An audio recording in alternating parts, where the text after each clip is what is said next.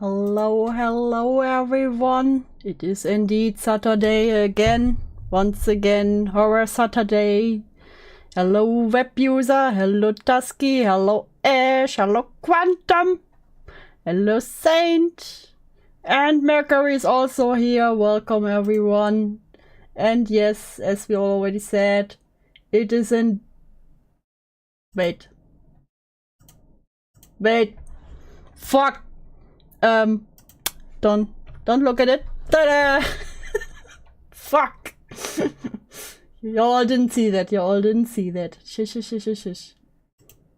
First off, Quantum gets that teddy. We know Quantum needs that. Quantum needs that teddy. Okay, let's get right into it. We have Monument Mythos. I heard a lot about it. Other people, a lot of good stuff. It's a long one. It's a very long one.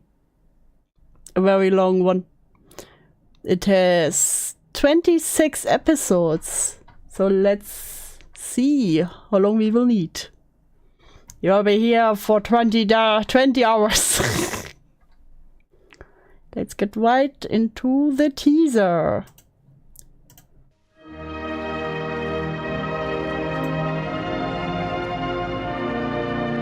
Oh no.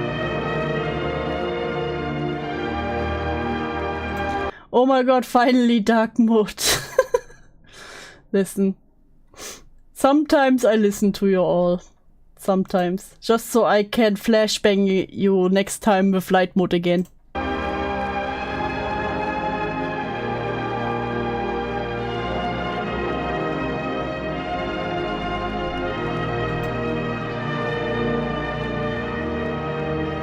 The Monument Mythos.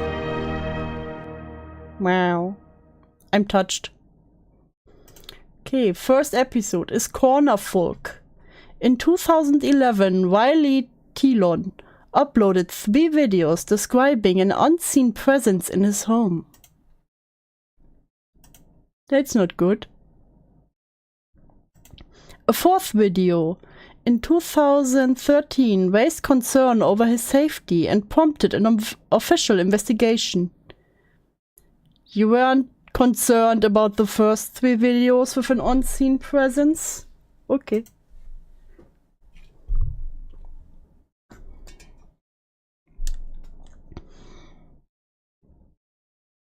Upload 1. Many dimensions Hey Karl, no, you're indeed not late this time. That was totally not me in his wall. Way you say it, I don't know if I believe that, web user. Were you feeling a bit silly? intersect with their own, several of which are 2D planes. When 2 or more planes intersect, they form corners. Okay. Entities in the intersecting planes cannot perceive each other. They exist separately, in their own worlds. However, the corner folk can pass these boundaries and enter other planes. Or is it alternative the universe folk are a stuff? trans-dimensional species. They are the only ones who can traverse the corners shaped by planes. Coincidentally, I believe that the corners of my own home align with several planes, for I've seen the corner folk in action, crossing the corners from one reality. That's just a fork. That looks like the silly fork. That's just a silly fork. Come on. To another. Or like a chicken. While making this video, I heard the corner folk and immediately got my camera. This is what I recorded.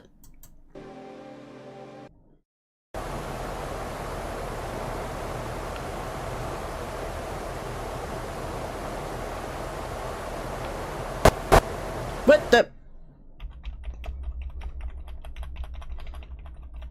Come on, I saw that.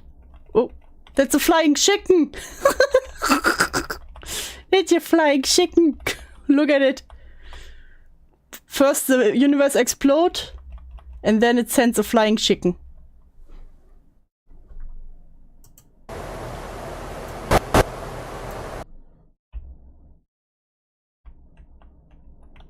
My god, there it goes! Look at him go!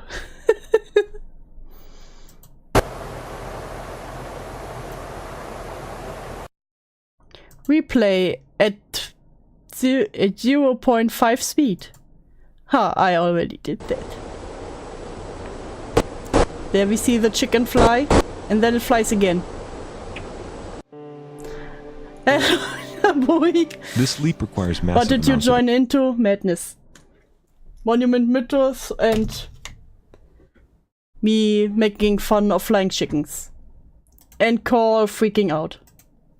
energy that, when released, produces bright blue flashes. I have yet to discover the source of this energy, and the reason behind the cornerfolk crossings remains unknown. Upload 2. Cornerfolk update. While I was at work, my cameras captured up to 12 That's a big spider. cornerfolk huddling in the doorway. I used to think that they had to cross dimensions quickly, but the new footage has proven otherwise. When I'm not around, they take a break from traveling and exhibit micro-movements similar to dreaming animals. They must feel safe in these corners, which suggests that the cornerfolk's Listen, I also like to chill in the corner. own home is made of similar structures. I imagine that the corner corner world. world is made of many plane intersections, allowing them to move freely without using up any energy. My photographs show that smaller corner folk That's just a little guy. Look at him go. have odd impressions on their skin, as though they had been pressed against many plane intersections at once. The corners likely belong to a nursery Yeah, it was definitely recorded in Australia. or a crib in their homeworld. A multitude of corners placed in close proximity could be used to secure the infant from leaving the corner world. Perhaps they only cross corners in search of food, the same way we only leave our homes for resources. The corner world may be used to raise young, while my own house's corners serve as rest stops of sorts during their journeys. Bruh, let them pay rent. Upload 3. Hello. I've begun to dream of the corner world. What the fuck is your I background? can't stop thinking about it. According to the calendar, I've spent entire weeks in my home, just drawing and describing the corner world on paper. Those are the doodles I make when I'm bored. I lost my job last month due to repeated absences. But I don't want to leave my house. That's fine, Quantum. You could do no wrong. But it really does feel like I just left the office this afternoon. When the corner folk jump, it feels as though they're taunting me. But I'm close to a solution.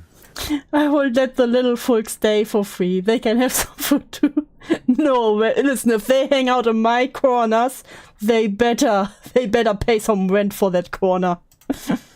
Regardless of whether my body survives the forces of the corner world or not, this much is certain. The fear of my own destruction will not prevent my entry. Okay. Are you okay? Upload 4. Is he jumping into the corner now?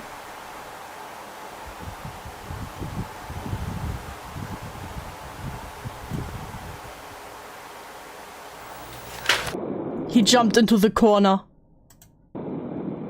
Did he hit his head?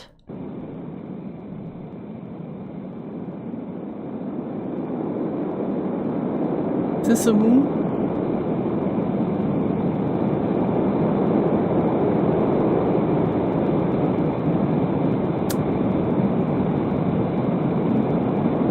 Okay.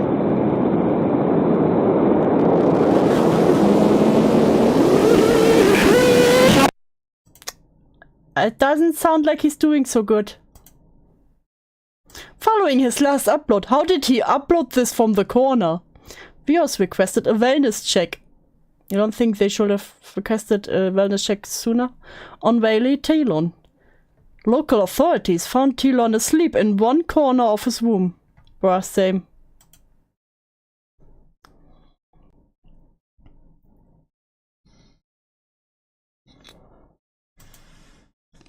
A closer examination revealed that his internal organs had been folded.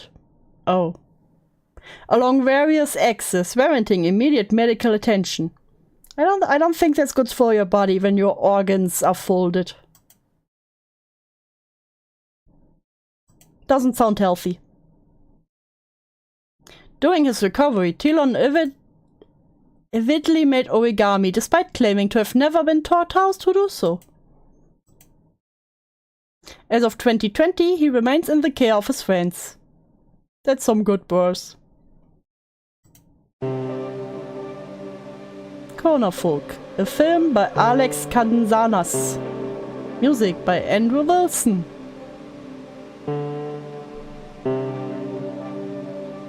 August 2024. Next we have Liberty Lurker.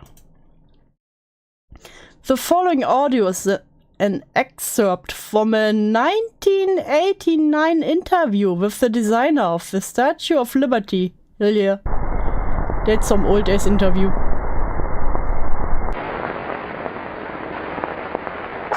Frederic Auguste Bartholdi.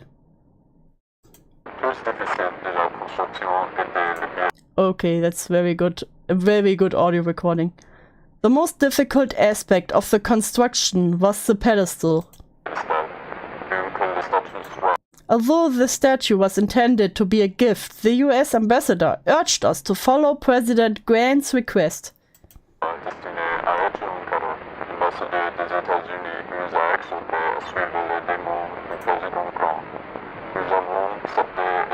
We agreed, and each month we received varying size requirements for the pedestal.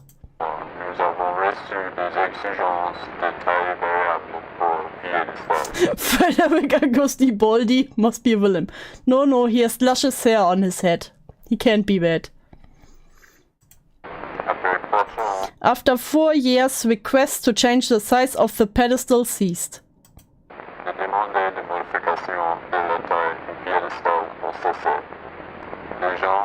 People wonder why the pedestal is so much taller than the lady. All I tell them is, ask the Americans. Damn Americans.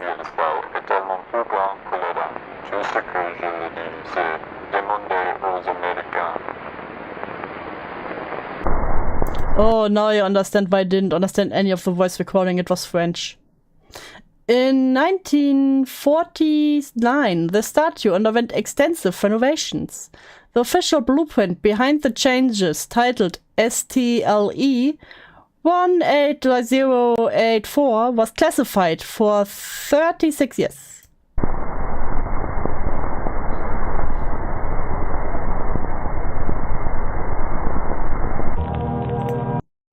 STLE 18084. Provide entrance for sustenance. Install engine to assist with eventual departure. What departure? What sustenance? Is the lady hungry?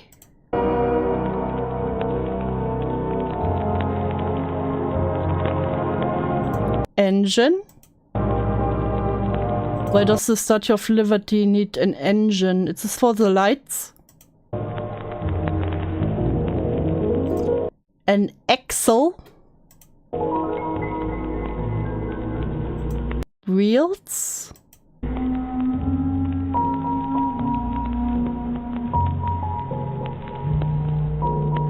Entrance? Stairs? Drain? What waste storage? Why does the Statue of Liberty need a waste storage?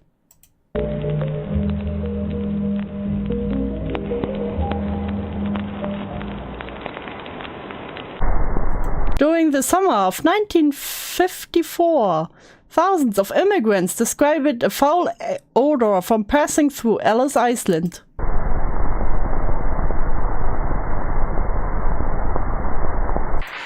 Lady Liberty is an SCP, no! Yes, no spoilers. Eleonora Bramante.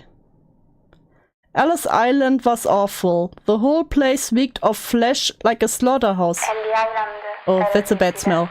L'intero posto puzzava di carne, come un mattatoio. C'erano anche uccelli morti.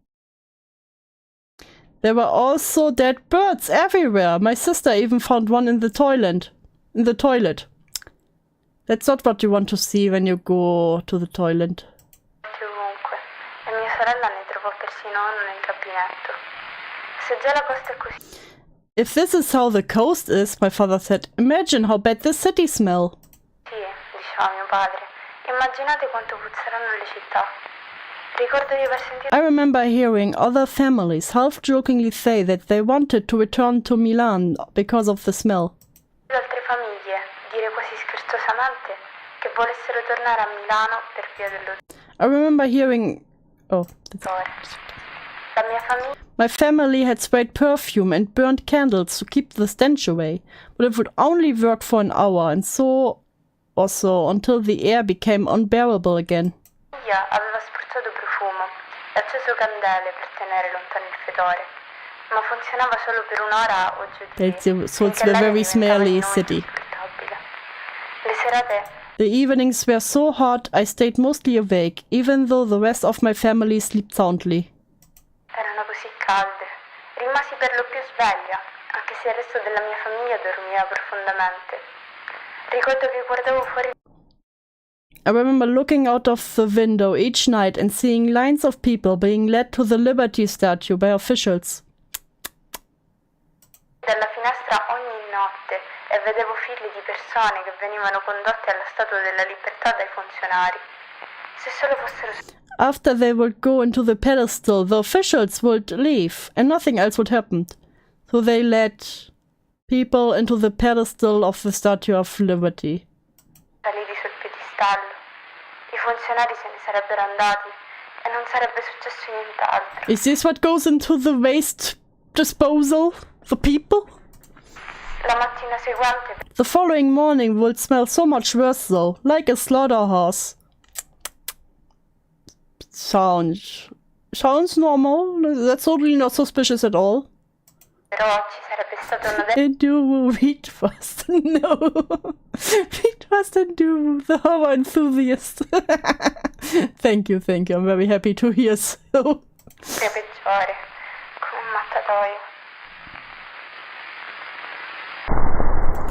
The Ellis Island immigration station closed the following November. Probably not connected to anything we just heard. First sighting of the Liberty Lurker.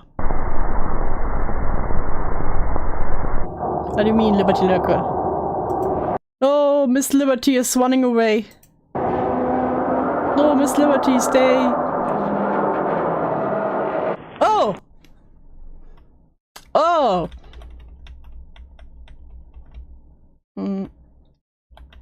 Who's this? Who's this? Is this the devil? Is this Satan? Bruh. Upon investigation, local authorities likened the waste storage compartment to a mass grave. What about the Liberty Flasher? No. Oh.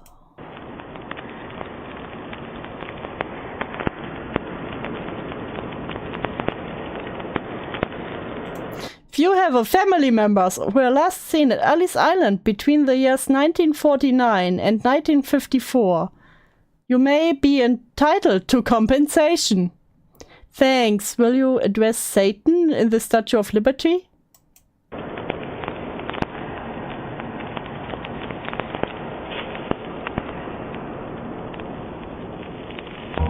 I guess not. Liberty Lurker!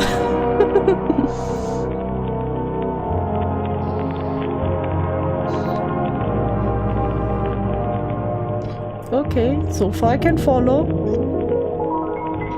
So Satan is in the Statue of Liberty and ate a bunch of immigrants.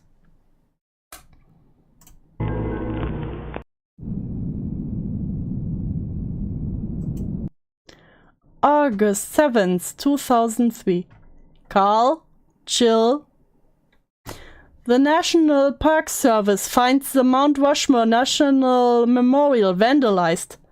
Mass murder. Words I can't read.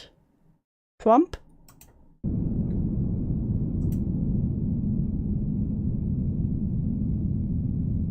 Karl, chill with the spoilers. The US government can found mass murder if it's labeled as natal monument.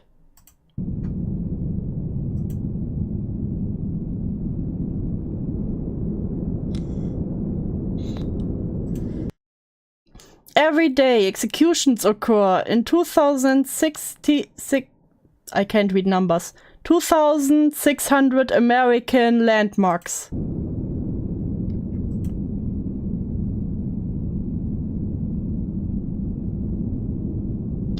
The blood of liberty will be avenged.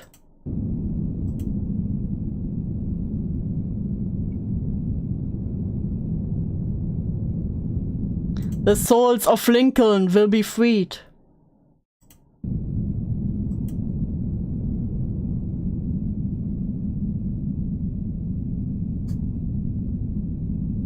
Base landmarks. No. Web user. August 14th, 2003. More messages are found on Mount Rushmore.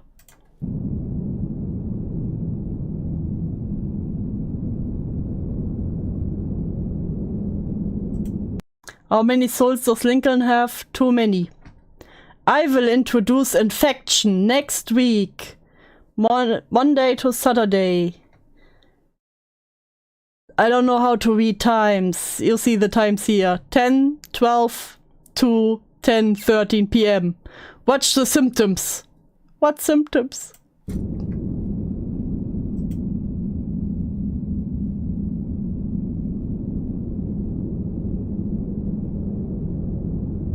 August 18th, 2003. Due to security concerns, the National Park Service assigns patrols for the next 7 nights. The patrols are told to videotape all anomalies from 10:12 to 10:13 p.m. I know what the time is in military time. I just don't know how to read times in English, okay? I don't know if I'm reading this because we learned like quarter past 12, half past 12 and shit like this. Monday.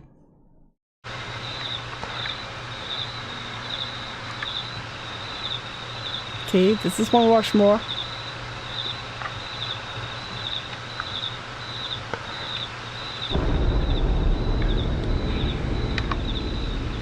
Dun dun. Why are you zooming in on the hair? Checking if they're bald? Understandable. Tuesday.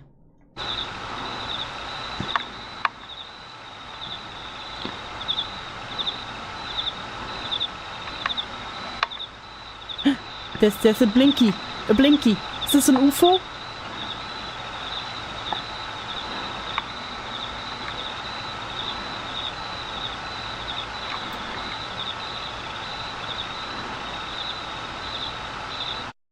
Wednesday.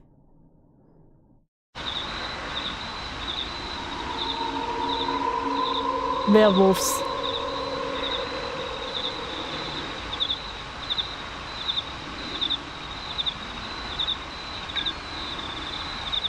Boah, imagine just having to stare at these faces all night. Are they looking at him spooky?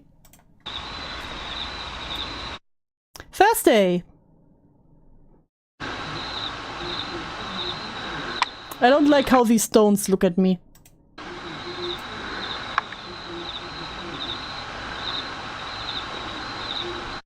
Friday.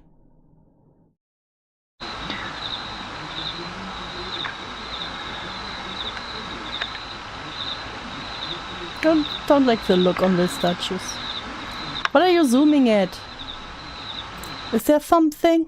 Looks like it could be something. Yeah, zoom in even more on clear, thank you. Saturday.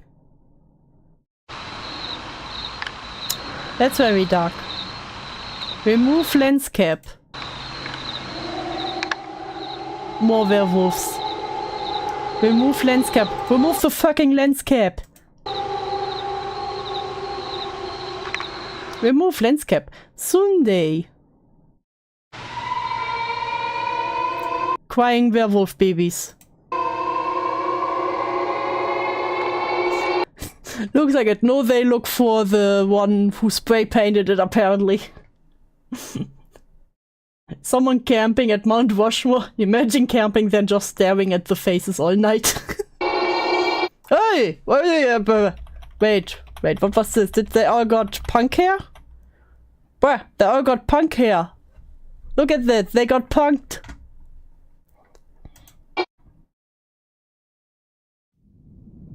Mount Rushmore smells just like baby powder nowadays. What?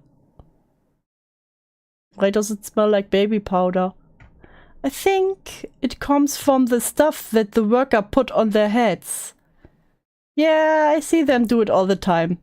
They go from Washington to Lincoln every night, powdering it like a baby. Why do they put baby powder on Mount Rushmore?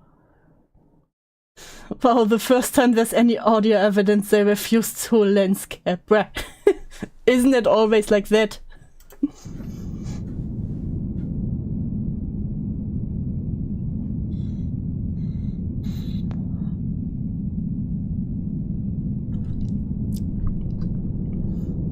Hannah McElroy, local photographer.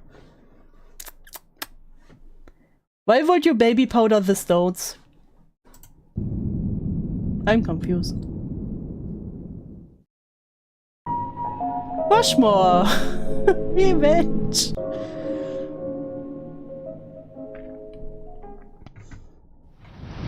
Okay.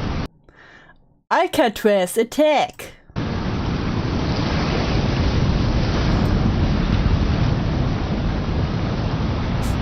Baby powder doesn't go on heads. What the fuck?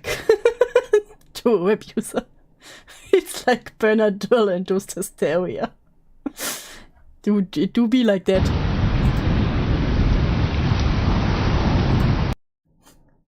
Cause, you know, it's a bunch of faces carved in a erodible giant rock face. Listen, maybe the rocks were a bit moist. So you baby powder them.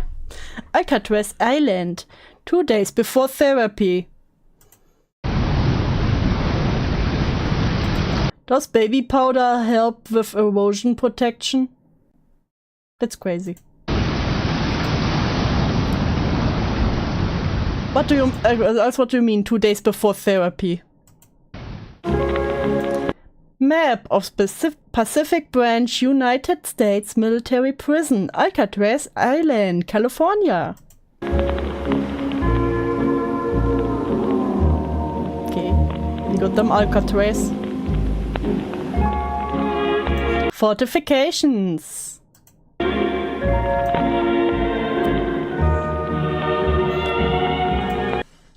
A tunnel.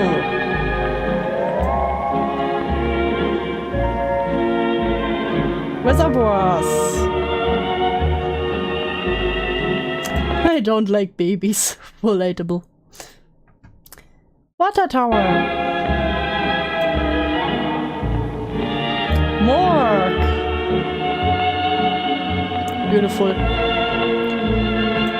Stockade or the yard. Hi Pimenta, no, we look at Alcatraz apparently.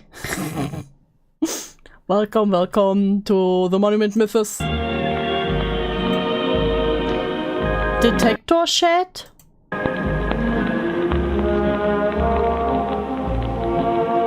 Main prison.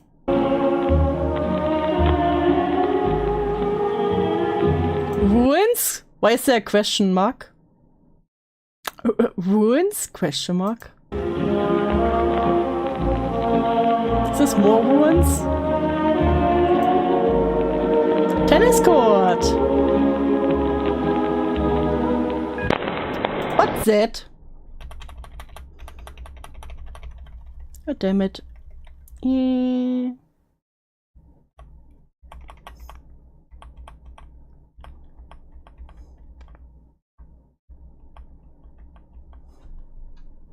Come on.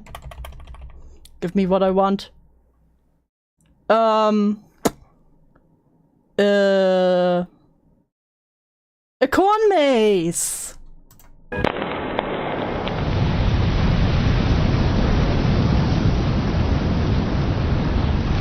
Alcatraz Island, one day before therapy.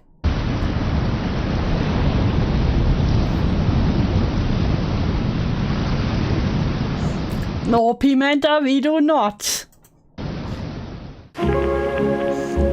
Alcatrazosis.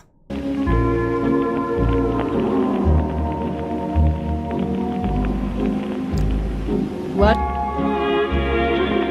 Is this dead body? Is this edge jumpers? Is this bacteria?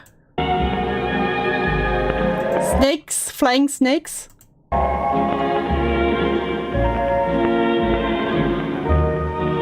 Sweetie hypnotic. Axis always makes good points. Except when he doesn't. Okay. Okay, portals. Normal stuff going on here.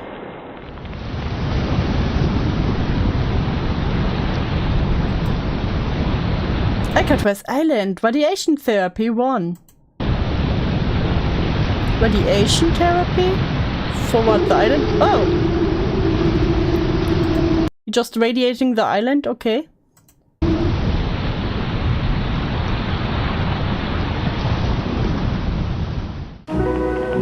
Oh, I did a mistake again. I put it on top chat and not all chat. You know, I blame old propaganda that was trying to be pleasant for 90% of conspiracy theories. Because we've recontextualized it to be scary now. Something mundane to the time looks suspect. Don't be so weird on me. It's too real for me, okay? Projectile movement. What movement? 1950. 1955. Oh! The island is moving, okay. Maybe stop radiating it. 1917. 1975. Bruh, Alcatraz Island is running away.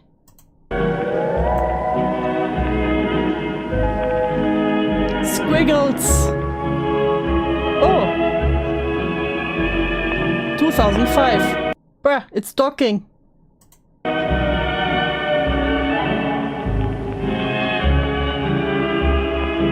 I feel like I'm taking some drugs right now. Okay. What is happening? 2040? Okay. Why is everything around it going dark? It shouldn't have a top chat option for creator. All chat are filtered. Yeah, it do be like that.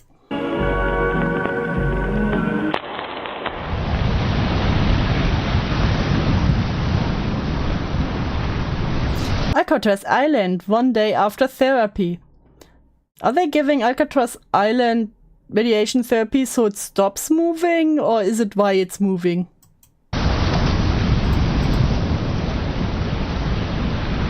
Plate tectonics. Also, Alcatraz Island like crashed into the mainland and blacked out mainland. Okay. That's normal.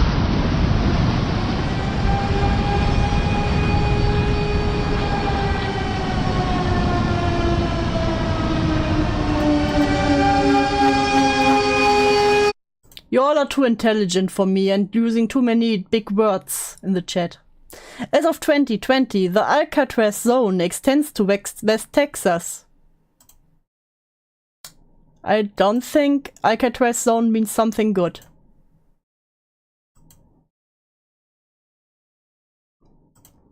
Oh, it's affected.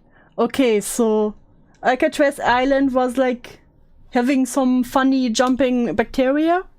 Then it started moving, crashed into the mainland, and just like a zombie started to infect the mainland. I got it, I got it.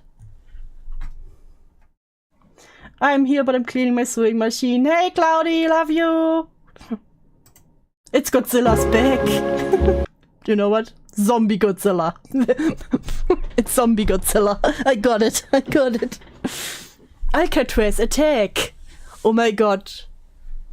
Oh my god, I think you were right. Alcatraz attacked.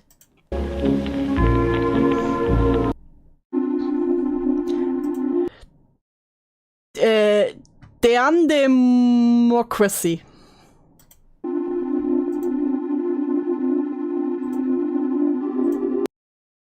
Damn Democracy, a look back at America's 37th president.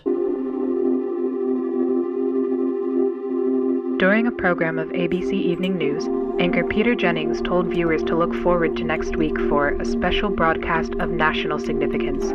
Jennings would continue to remind viewers of the special broadcast over the next 7 nights, even referring to it at one point as the most unprecedented announcement in recent history.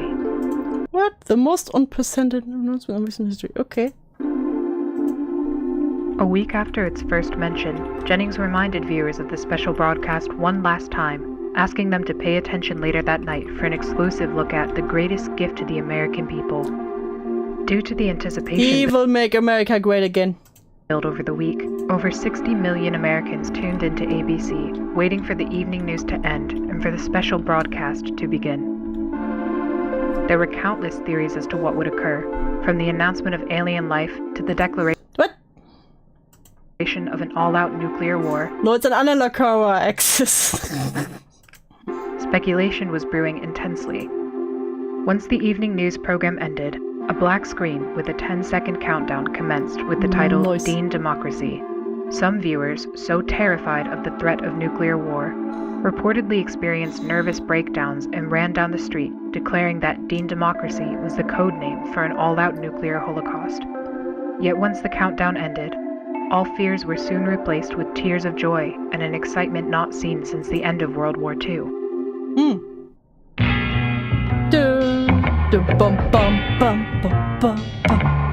What are we waiting for? Let's bring them back home. Dean for president. In the seconds following James Dean's presidential announcement, hundreds of thousands of neighborhoods erupted into celebration. Although other candidates had promised to end the Vietnam War, none had so accurately expressed the same anger that they had felt, which Damn it, Dean. Dean had perfectly conveyed in a 15-second broadcast. What? He just what? He just said vote Dean for president. They're like, hell yeah, let's go. Dean. Due to popular demand, the ABC Evening News was cancelled the next night, replaced by a 30-minute loop of James Dean's presidential announcement. The broadcast was watched again by over 38 million Americans, and the parties continued for the rest of the week. They were so excited for Dean.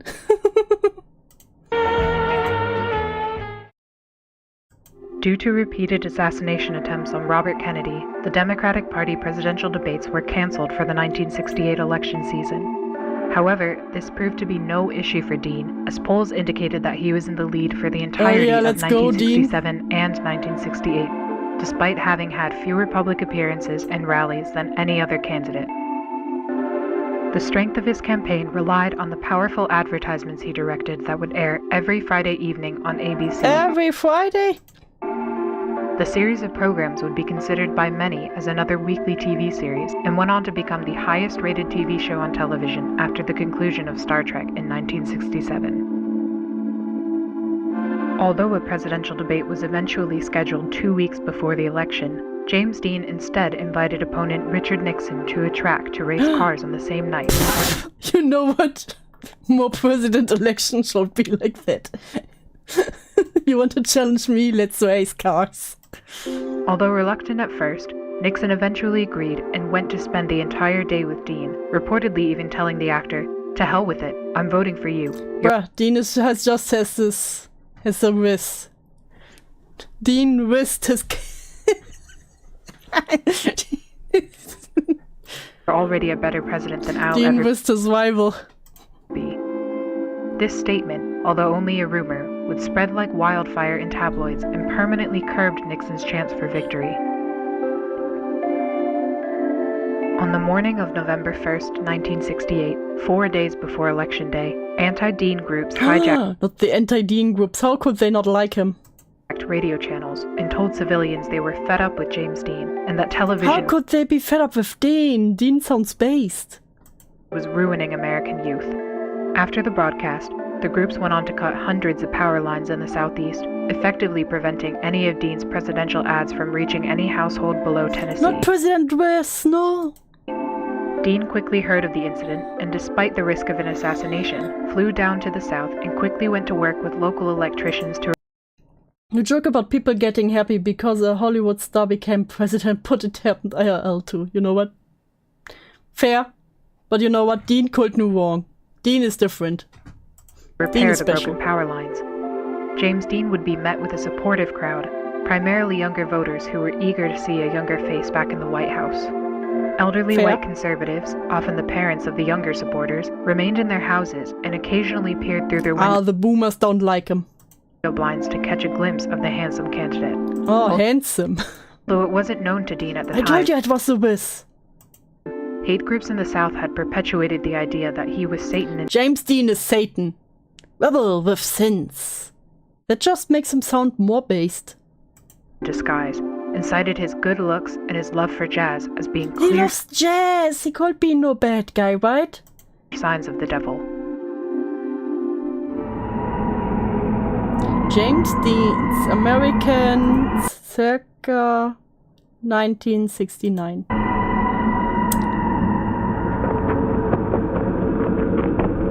Look, it's Dean!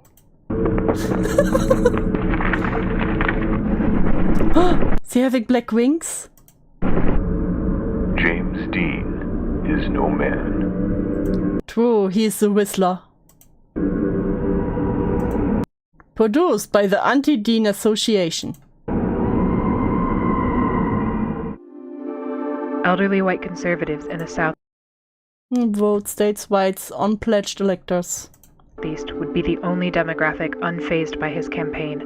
Yet Dean continued to travel Damn from white state people. to state, repairing power lines for 4 days straight until the very morning of the election. On November 5th, 1968, James Dean received 75% of the popular vote with 395 electoral votes. Damn. Nixon congratulated Dean in a phone call the following morning, Look, he literally with Nixon. but Dean refused to acknowledge the win and instead asked to race cars again at the track.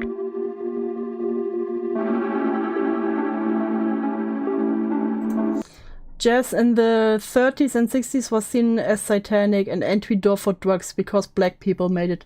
See, Dean defeated racism. On January 20th, 1969, James Dean held his inaugural address at the official Capitol Raceway. Although presidents in the past had speeches that were typically around 20 minutes, Dean spoke for less than a minute. Hey, Quantum! Thank you. I'm disappointed. I wanted the announcement to be Tu's upcoming wedding with Godzilla. Listen, I'm still working on it. I'm working on it. You know, have to take time. Take some time. We always have to find him in the ocean. Yeah, we have some communication issues, but we will get through it. Less than a minute? Wait. Speeches that were typically around 20 minutes, Dean spoke for less than a minute. He was just like, thanks guys, peace out. I have a speech, and it has the flotsam that you people expect to hear. But that's not fair. No, that's not fair at all. I'm here for all of you.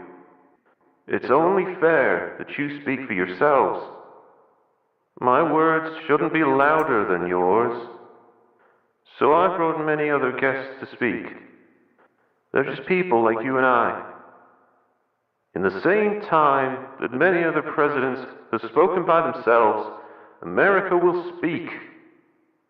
Thank you. Thank you, President Dean. What a moving speech.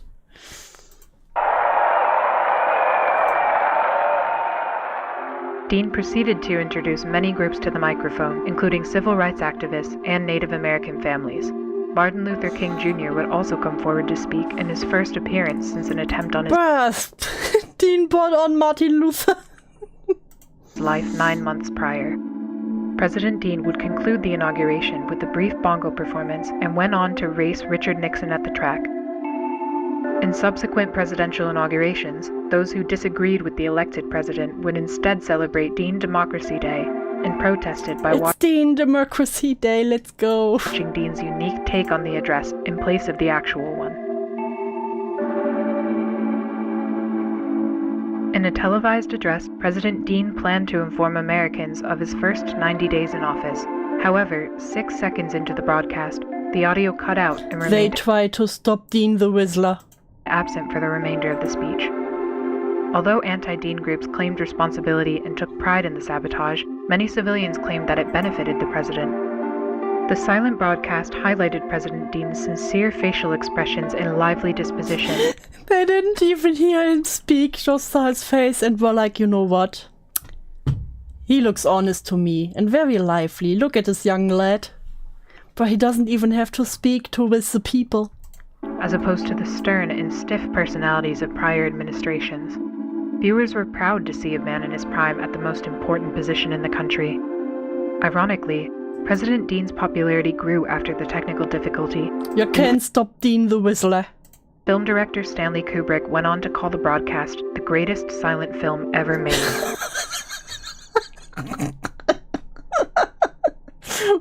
Excuse me.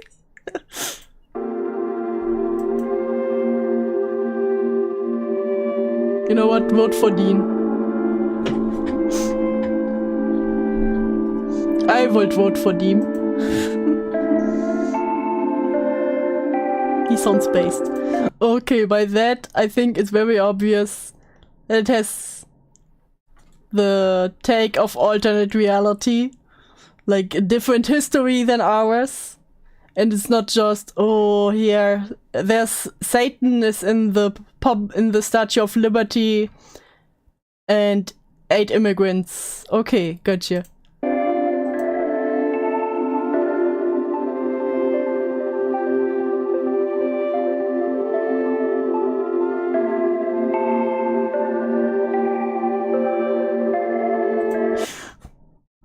Once he's tied down and caged, you can work on the relationship after the wedding. It do be like that. That's how we do it in relationships.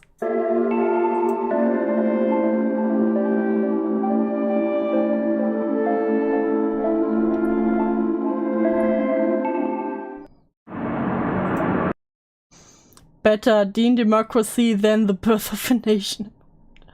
I feel like you're all getting a bit real. Hey, Blana! Welcome.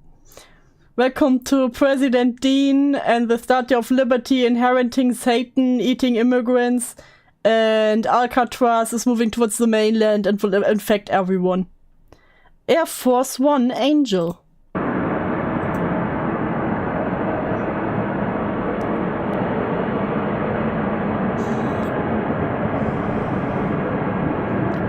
On August 17th, 2003, Air Force One made an unannounced trip across the continental United States.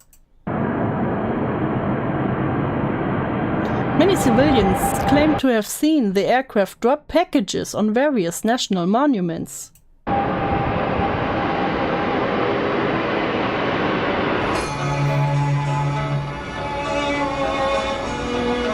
Let's go.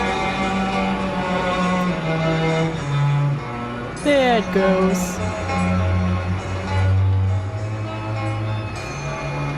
Look at it fly.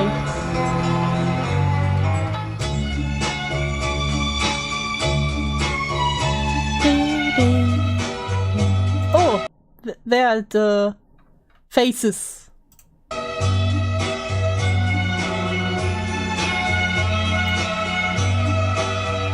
Wait, why is it getting black around it? At the bridge.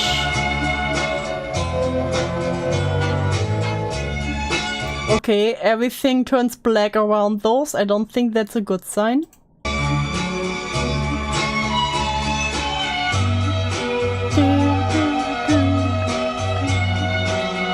Alcatraz. Okay, apparently at every one of those places where something weird is going on. Is it the baby powder?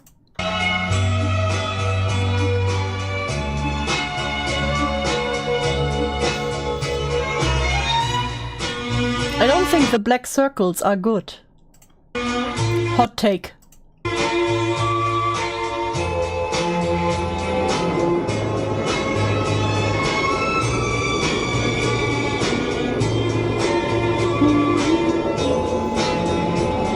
But the music is so positive, so it probably... I'm just overthinking. It's probably very good.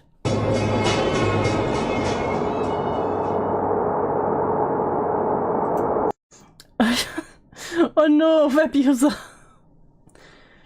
No, don't do it. Not the ACC way. No. Put a band-aid on it. Zoom. Who was peeking? I saw someone peeking. There's someone. I see you.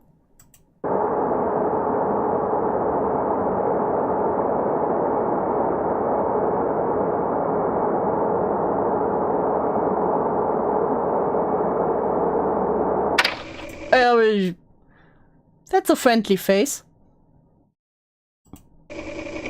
I'm sure that's a friendly face. Reuters officials later disclosed that the unusual flight of Air Force One was an unauthorized and unmanned. What?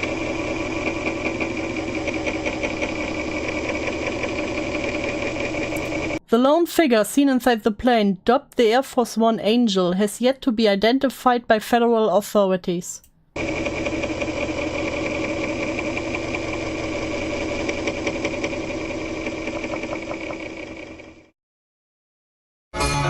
Okay.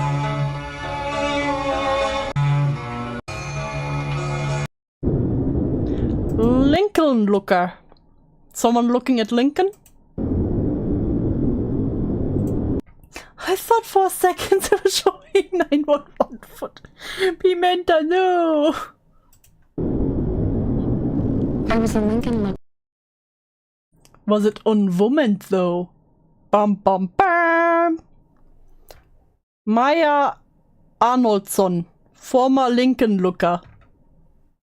For 2 weeks. It was terrifying. I was a Lincoln looker for 2 weeks. It was terrifying. One moment you're at home, answering the door. The next you're stuck in some kind of suit. What is a Lincoln looker? One moment you're at home, answering the door, and the next you're stuck in some kind of suit. The smell was awful in there, and the metal seat was so... The smell was awful in there, and the metal seat was so cold. So cold. The only thing you can do is look... The only thing you can do is look through 2 little holes. Through 2 little holes. It was some kind of mask, and whenever the sun shined... Okay, I think you can hear what she says good enough. Here, I could see the inside of it. It was a familiar face. Every few nights, straws would be put through the holes, and someone would feed me some weird soup. Okay, she got stuck. She was home, then suddenly she was stuck in a suit.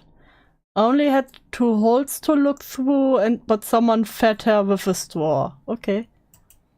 After 2 weeks, they found out that they had misidentified me, and I wasn't the correct Lincoln looker. After 2 weeks, they realized, oops, we got the wrong person. Reagan apologized to me personally, and I was released with some monetary compensation. Oh, just some monetary compensation. Got it. Who's Regan?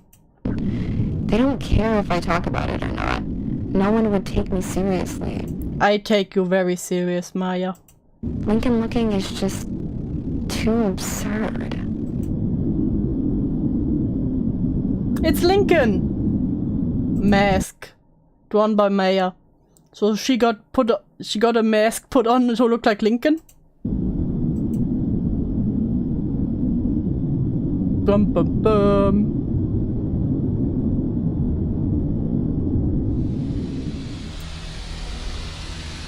There's always that someone Leonard W. Morlin. that we dislike more than everyone else. Not usually Always. famous or important, but they've done something that's affected us personally. Often you're the, Ungrateful for getting soup. No. That truly. Imagine calling the soup big. Metal suit like an Iron Maiden? I hope so. That would be metal. the only person who remembers this act. But I've been that bad, but memory hurts. Everyone experiences this, and the president is no exception. Except he can do something about it. Every president can choose one person to be a Lincoln looker. Listen, Dean will change it. Something about it. Every president can choose one person to be a Lincoln looker. Okay, every president gets to choose one person that can be a Lincoln looker. And Lincoln looker apparently get put in a suit, get a Lincoln mask, and get fed by a store. Gotcha. Get put in a cold, uncomfortable seat.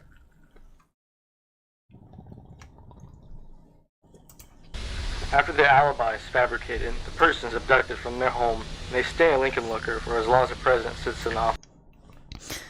Okay, there will be an alibi that the person gets abducted, so they disappear. And they stay in this place for as long as the president sits in office. That's some weird BDSM practice. Nobody can question his decision, and there's no trial. You might be surprised, but it's nothing new. It's been a tradition. I don't know, it's nothing new. It's a tradition, you know. Lincoln lookers have been around for a very long time. Well, she said it was a suit. Wait, let me put double 28. Okay. Let me just re-listen to this for one moment.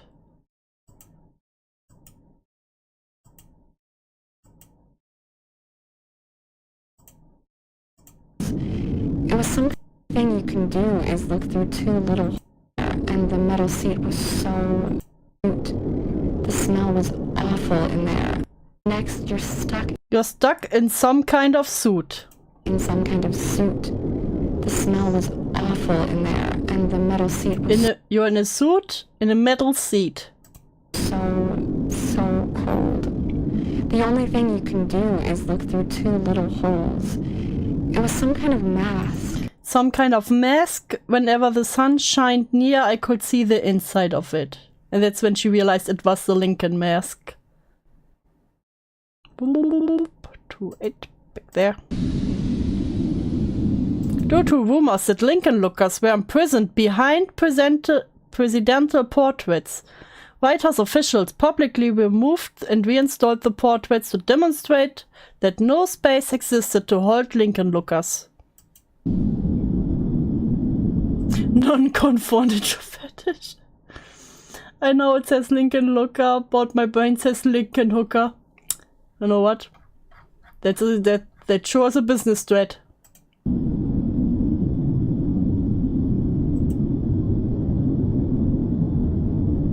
Portrait 1. Nothing. Portrait 2. Nothing.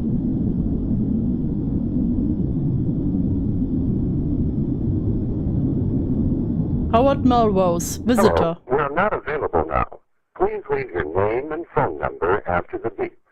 We will return your call. Hey, Eunice. It's Howard. I don't trust Howard's voice. Hey, Eunice. It's Howard. I don't know what I just saw. What did you see? I was at the top of the steps, reading the inscriptions and talking to visitors, when I started to hear a faint scratching sound.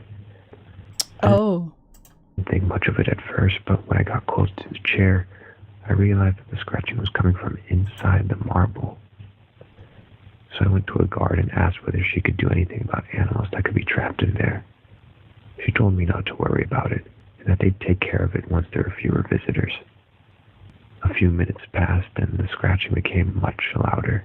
It doesn't look good. I went back to the guard and asked what kind of animals usually got stuck in there, and she said, wild animals. The sound started to make visitors anxious. I remember one boy pulling so hard at his mother's hand, begging to leave. A blind girl with one of those canes went up to the chair and pressed her head against it to listen. Then she started crying. Her parents tried to pull her away, but she just began to hit the chair with her cane. That's when the guards asked everyone to go back down the steps. I don't know why, and it's going to sound crazy, but I felt compelled to help. so I went to the blind girl and joined her in hitting the marble.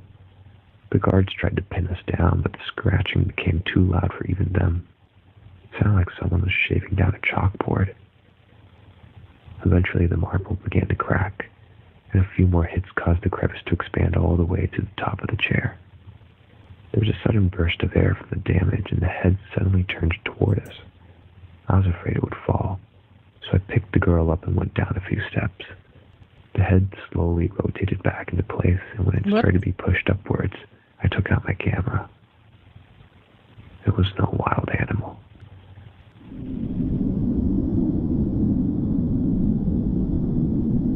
Hotmail was recorded the following images. Cases under the Lincoln statue? Vandalism! They cracked the fucking Lincoln Monument.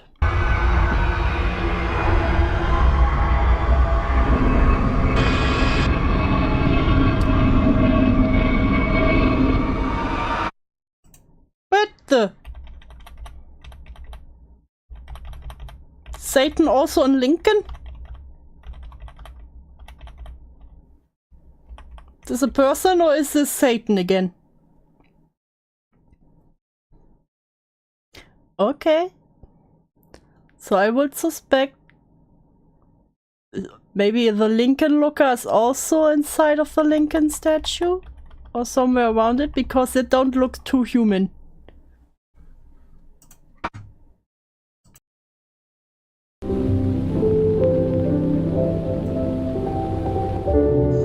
Okay, so every president gets to choose a Lincoln looker who gets put in a suit, gets a Lincoln mask on, and only has 2 holes to look through and has to sit in a chair, gets feed soup every day, and probably wears diapers, or have a hole. And Satan is also in the Lincoln Monument. Okay.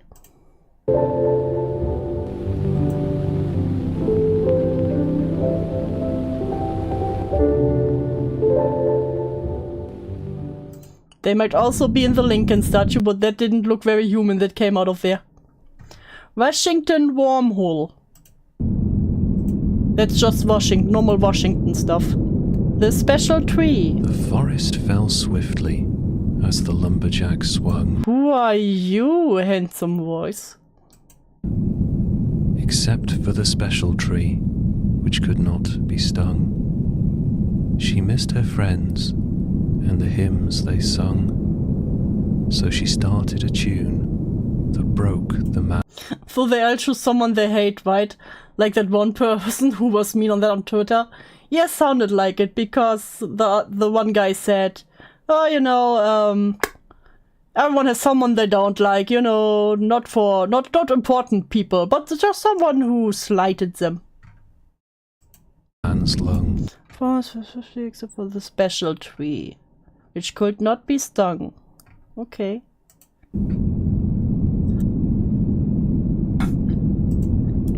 Maybe dancing tunes that break man's lungs. Actually, that's very based to it. Timeline of events.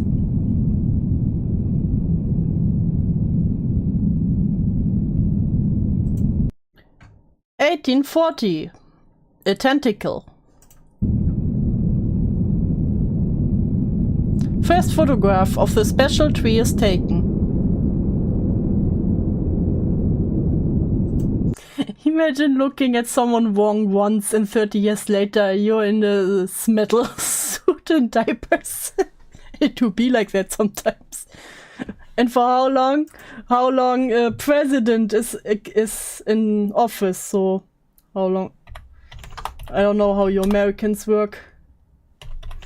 Presidents in office.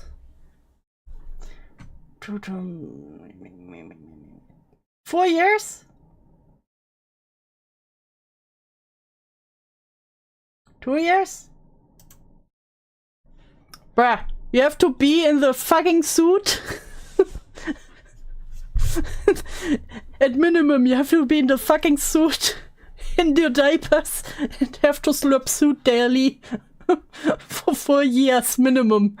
8 at max. That's crazy.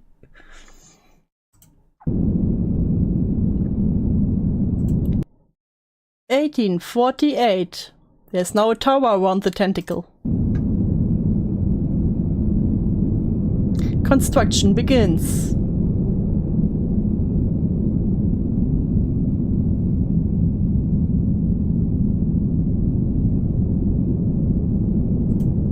(1861 and 1865). Construction halts due to the American Civil War. I'm definitely an American. Prisoners of war are seen being led into the unfinished tower. Probably something good. You know, just to be safe, you know. They get a nice soup.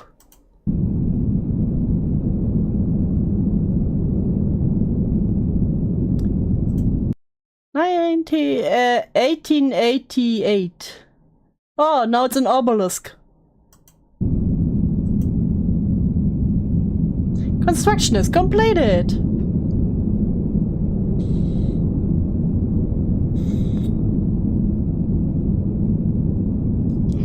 (1910) Visit the Washington Monument and listen closely. Hear the music within its walls. 10 cents per head. Well, there's the funny tentacle tree inside the monument, the Washington Monument. And you can listen to it. Apparently, it's playing music. The Washington Monument becomes a major tourist attraction. How many monuments do you all have?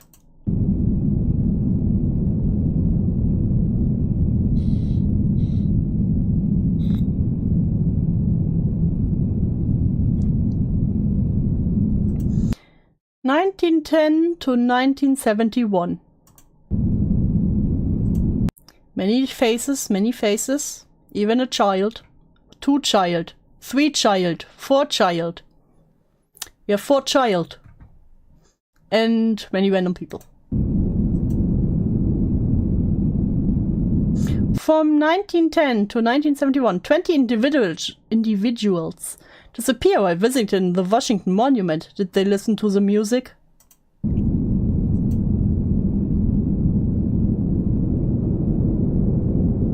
The missing visitors are known as Washington absentees. It looks like a fighting game. Character select screen. Will to select child. Those children didn't listen to their German fairy tales. True, they didn't eat their soup and died. Washington Standard Operation 1972. A classified film titled Washington Standard's Operation is leaked by news agencies.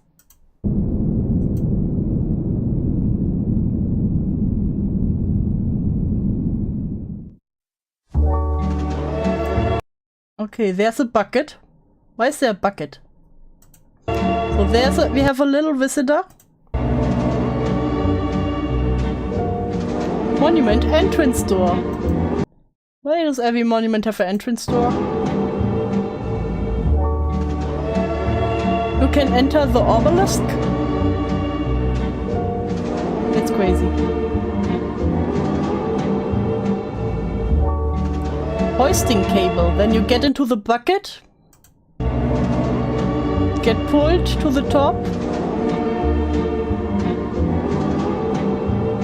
And then, does it have windows? No, then there's come the sound waves, okay.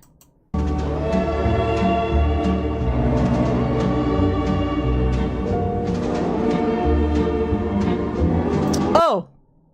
And then you get dropped from the bucket, yay! Is Satan also in the obelisk?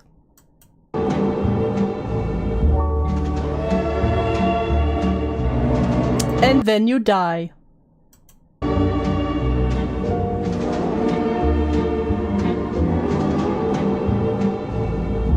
Now comes the next visitor.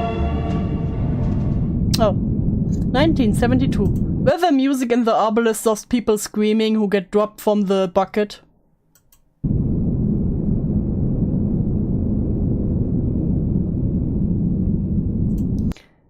The infection is nigh. The music of Washington will end. The Washington Monument is vandalized. Oh, this looks like the same dude who also vandalized the faces. Editor, go part of you being out of pocket, please. I'm never out of pocket, okay? I don't know, I don't think you can leave the obelisk after you get dropped from the bucket, to be honest. Oh, it becomes a lotion. It's a bucket list of quantum, no!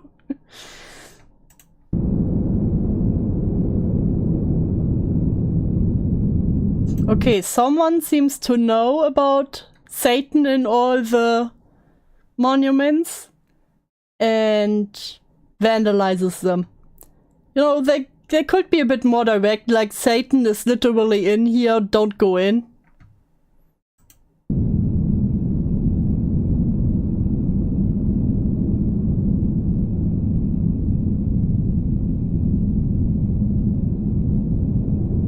Yay, blurry.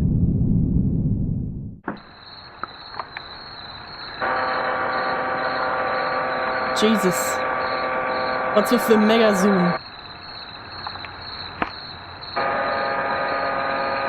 Oh! The obelisk opens his mouth. Is that Satan coming outside? Look! Is this a tentacle?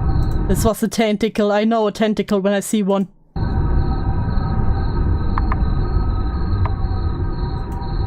When?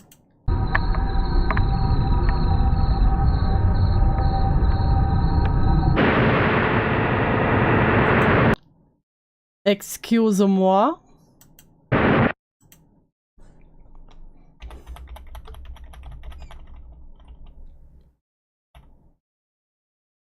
Happens all the time. That's just, you know, that's just a Saturday event here.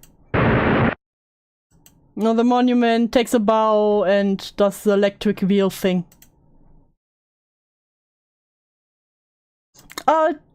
19 Washington absentees are found unconscious at the base of the monument. Weren't it 20 before? Wait. 1, 2, 3, 4, 7, 8, 9, 10, 11, 12, 13, 14, 15, 16, 17, 18, 19. Wait a moment. Wait a moment. There's definitely someone missing.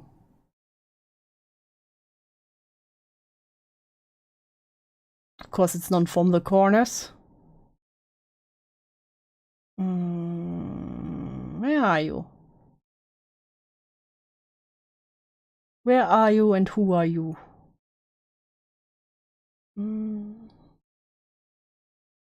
Give me a moment. I will find him. 2, 3, 4, 5. 1, 2, 3, 4, 5. 1, 2, 3, 4, 5, 6, 7. There's someone missing. I know it. I'm having a schizo moment right now. 2, 3, 4. 1, 2, 3, 4. 1, 2, 3, 4, 5, 6, 7, 8, 9, 10, 11, 12, 13, 14, 15, 16, 17, 18, 19. But they said 20 before. I know that. I know it. Wait.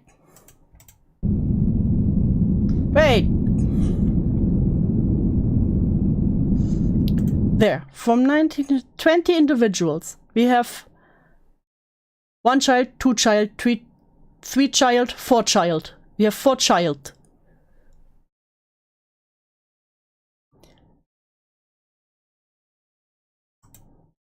One child, 2 child, 3 child, 4 child. Okay, not one of the child.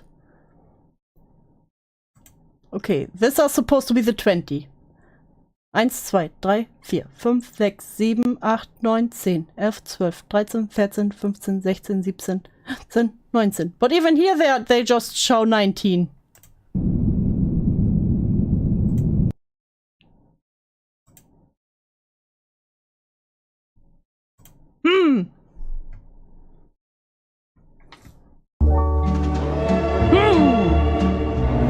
They said 20, but maybe there's one where they don't have the image.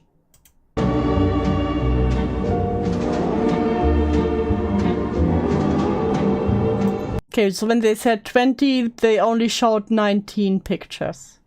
Gotcha, gotcha. I like to count, okay?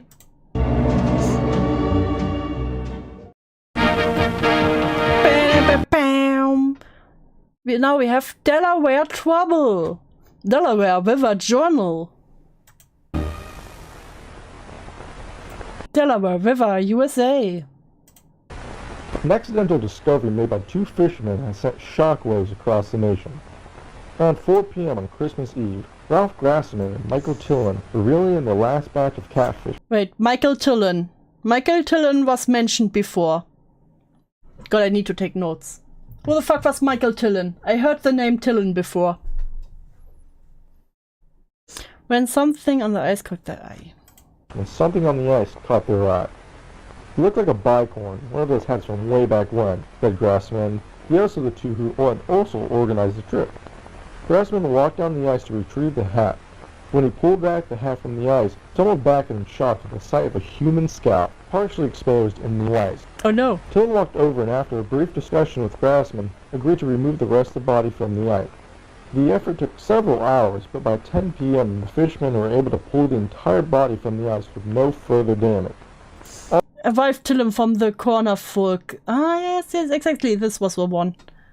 Might be family. Yes, this one is a fisherman. He doesn't seem like he's hanging around in corners.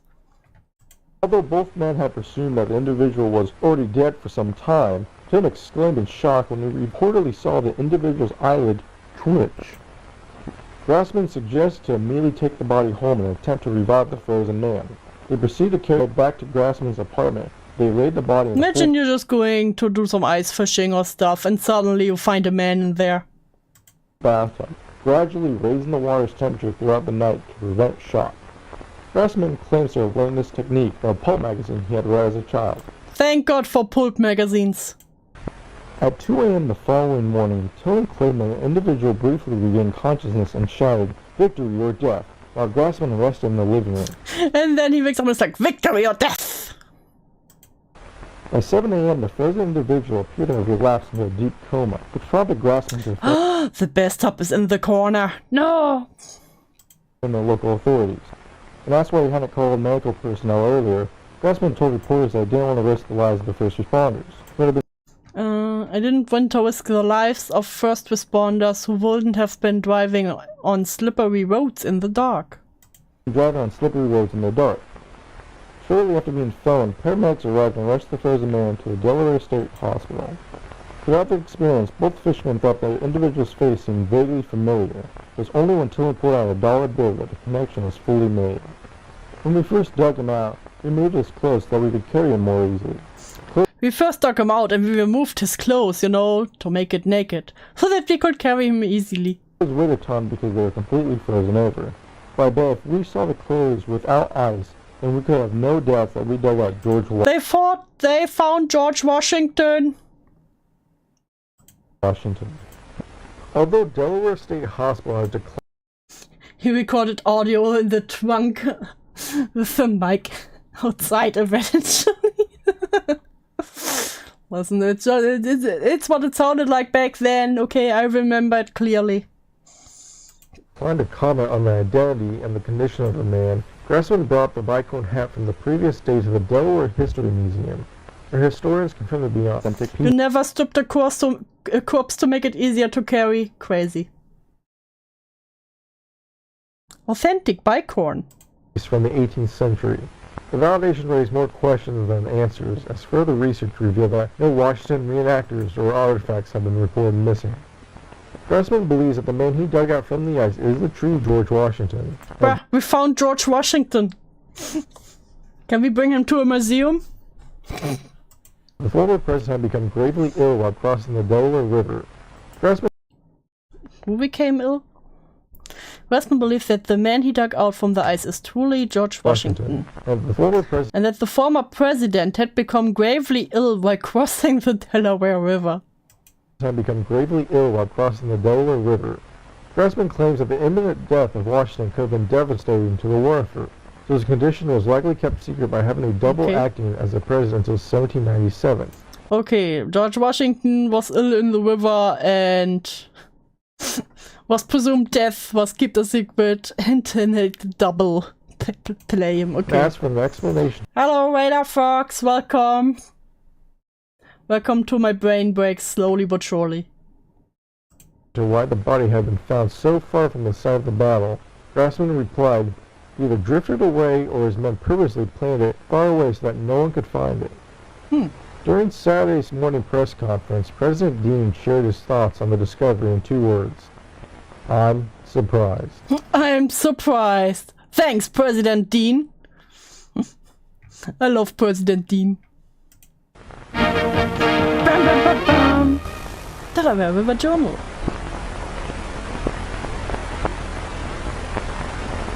The Delaware... Wait. The Delaware Double aired on VBOC TV on the 27th, 12th, 1976.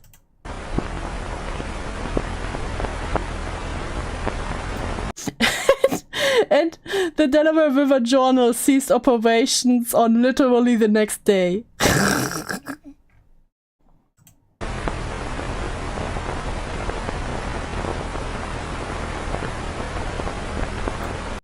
I know you went crazy, but like I said, no spoilers. You always loot the bodies. Exactly. Gerald gets it.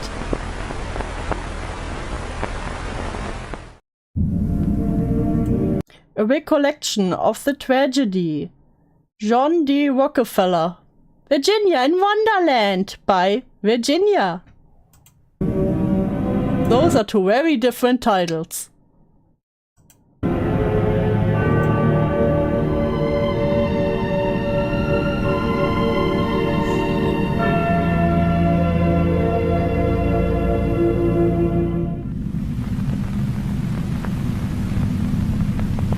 During the first winter of the Oh, this is not the handsome voice. center's construction, the workers set up a Christmas tree just outside the entrance. I don't trust this voice. It was an uncanny sight to see a green fir stand in the middle of what appeared to be a no-man's land. But this tree, humbly ordained with strings of cranberries, buttons, and tin cans, greatly affected me. It demonstrated that even in the darkest of times, the American people will light the beacons of hope. I thought it could be the start of a great and inspiring tradition. Inspiring tradition?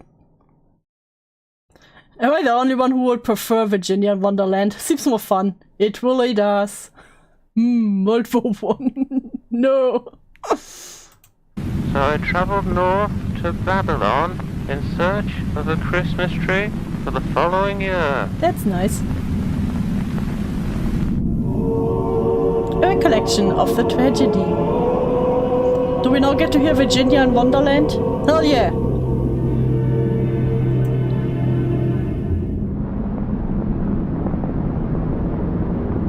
For 12 days and 12 nights, Mr. Rockefeller looked for the best tree in the forest. Okay, this is part 2. Now he's looking for the tree. About this one, Mr. Rockefeller? No, it's much too short. Damn. We don't like the short kings. How about this one, Mr. Rockefeller? No, it's much too tall. We also don't like the tall queens and kings. How about this one, Mr. Rockefeller? No, it's much too average. Mr. Rockefeller soon feared that he would leave empty-handed. Maybe be less picky. Did he find a whore there? This is Babylon. Oh, you can dream, you can dream. Then, on the 12th night, just as he was packing up his stuff, Mr. Rockefeller heard the sweetest tune in the air.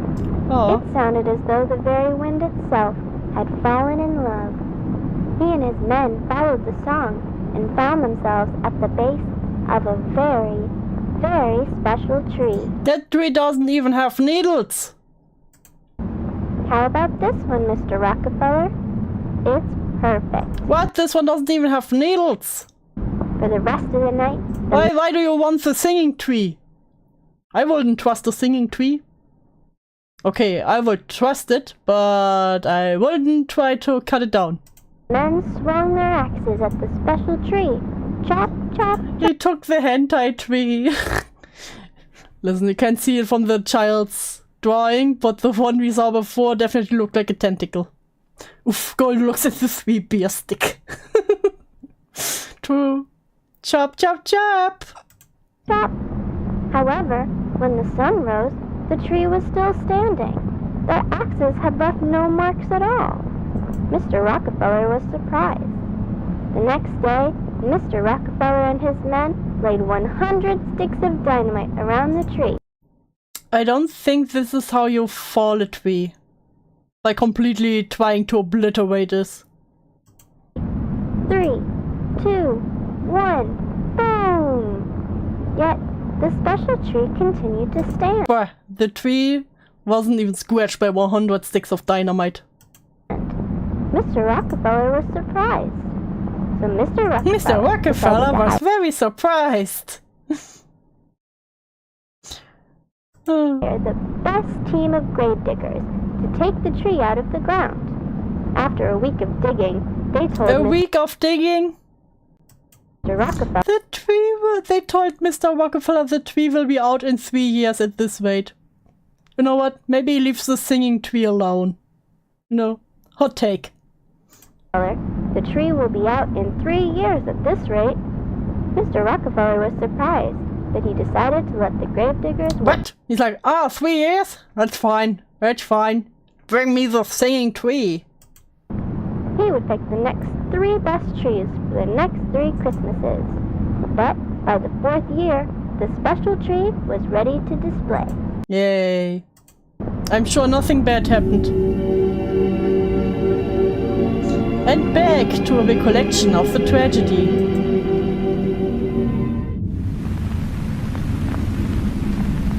For the last 2 years, I have seldom mentioned the tragedy that occurred at the center. I'm sure it had nothing to do with the singing tree. The gravediggers are so happy. Listen, they had a job for 3 years. The tree did nothing wrong. Change my mind. Listen, if they would try to cut me down and try to explode me with dynamite, I too would be assaulting singing tree. Many have taken offense at my silence, claiming it to be the result of a desensitization to workplace accidents. Indeed, I have seen enough accidents in 3 lifetimes, but nothing could have prepared me for what happened at the center. For some time now, my friends have blamed the center's original construction workers for the tragedy, since it was their very own Christmas tree that had started the whole tradition. Oh. But the truth is that their tree brought joy and wonder to the public. It was my tree, and my tree alone, It was my tree, my precious. that brought about the unprecedented loss.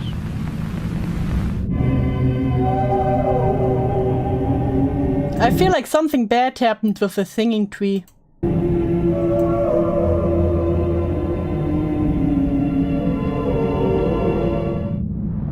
Ever had a Christmas tree that sings to you? On a cold December morning in Midtown Manhattan, Rockefeller's men slowly raised the special tree. Yay. Heave ho! Heave ho! Heave ho! By the afternoon, the special tree stood tall and still. You would hope it would stand still. It was unlike any other tree, having no color, branches, or leaves. It sounds like a fucking boring tree. The mayor of New York, Mr. Guardia, thought that the tree was too bare and asked for branches to be added so that ornaments could be hung. Mr. Rockefeller didn't agree. He thought the tree was perfect, just You know what, this boring-ass tree, perfect as it is, it sings! It was. But since Mayor Guardia had been one of his best friends, Mr. Rockefeller told his men to glue some branches on. You know what, we bought this barren tree. Let's just glue some branches on. I, Virginia, watched as the men placed branches on the special tree. I had saved my money for over 9 months to purchase a little star ornament because I wanted to be the very first person to decorate the Rockefeller Christmas tree. It laid in my pocket while I watched because I planned to hang my ornament as soon as the tree was standing. After the final branch had been added and no color? What the fuck does it mean? Is it colorless? Probably kinda grey. all the men left, I quickly ran up to the tree. But to my astonishment, the lowest branch of the tree was over twice my height. Oh no! I jumped as high as I could, but still, the lowest branch was out of my reach. I was very disappointed. I wanted to be the very first person to decorate the tree, but now I had no chance. Unless I called my friends. At once. Ah, she has 10 of them. I began counting my friends on my fingers. There was Helen, Charles, Elizabeth, Alice, Joseph, Elsie, Orville, Edith, Olive, and Philip. Elbows will get taller. No arms, no cookies. 10. Just get longer arms. Friends that I could ask for help. Then I realized that 10 friends standing on each other's shoulders could put me at the very top of the Christmas tree.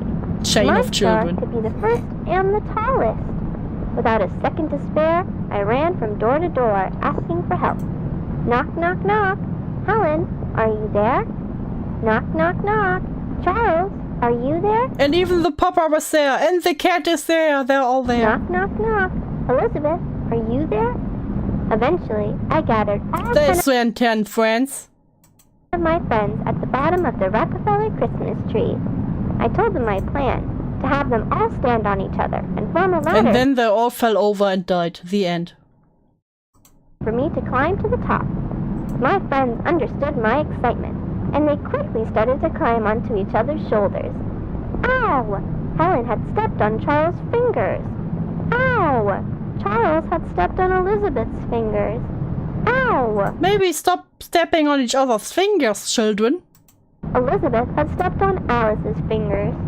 After many groans and tumbles, my friends formed a sturdy ladder, and I began That doesn't look very sturdy. climb. My joy grew with every passing face, and before I knew it, I was at the very top, looking down at the tree. This sounds like a pyramid scheme. True. My ladder of friends swayed back and forth, and occasionally felt like it was about to collapse. But I tuned out the movement and focused on the tree. Closer, friends, closer. Move! Move! Then I secured the metal star at the top of the tree. Yay! It was perfect. Hooray! Victory! I understand why the tree is mad. Imagine children near you. Exactly. I'm the first. Just then, there was a strange sound. The tree began to shake. Its glued branches fell off all at once, and the entire tree slowly... Well, I think the tree didn't like your little star. It was just like, nah, I give up. ...went backwards. Soon, the very top of it touched the ground, forming a perfect arc. It was like a very strange rainbow. That's a lot of imagination you have there, I give you that.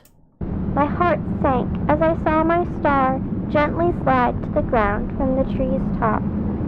Bolts of lightning then shot out from inside the arc of the tree. Oh, this is what the The other monument did when it bent over backwards and suddenly 19 of the 20 people appeared back then. Producing thunderous booms. The lightning scared my friends and me. We all tumbled to the ground and ran in all directions, but the lightning caught up to us. And then we died. I was blinded by a great white light. I remember when my eyes adjusted, I was in a field of... Bam! Zoomed into the tree alternate universe. Special trees.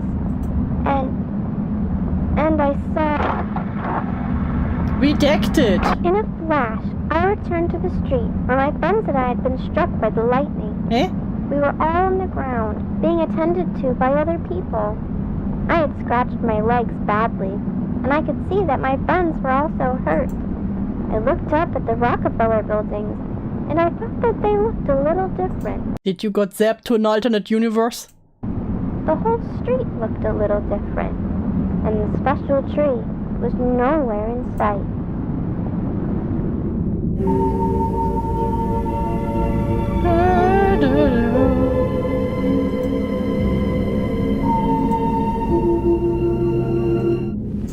Definitely a special tree makes you hallucinate. No, it looks like a portal. Yeah, could say that. And it just zaps people in and out. The tree got soft, no. The tree will eradicate into atoms. It is only natural for the reader at this point to wonder why the incident has been referred to as a tragedy.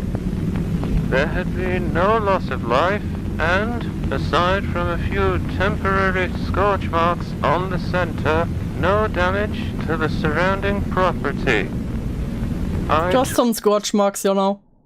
Who assumed it was a mostly inconsequential event, likely an electrical accident whose effects were exaggerated by the children at the scene.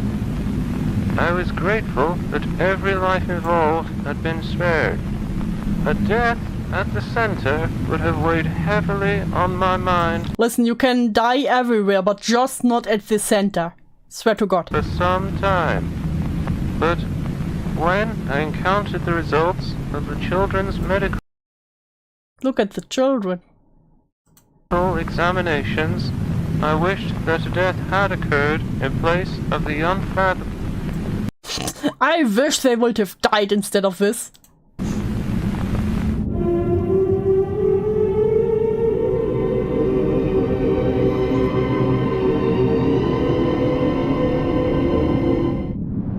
My mom and Pa visited me at the hospital, but they looked completely different. Ma looked worried. After she wiped her tears, she asked, "Did you hang your bear at the Rockefeller tree?" I answered, "It wasn't a bear. I was It going was to a hang star." a star." To which they asked, "What do you mean?" Pa asked, "Where did you get these clothes?" I answered, "Don't ask questions you don't want to have answered." "These are my clothes, the ones you helped me put on this morning." To which they asked, "What do you mean?"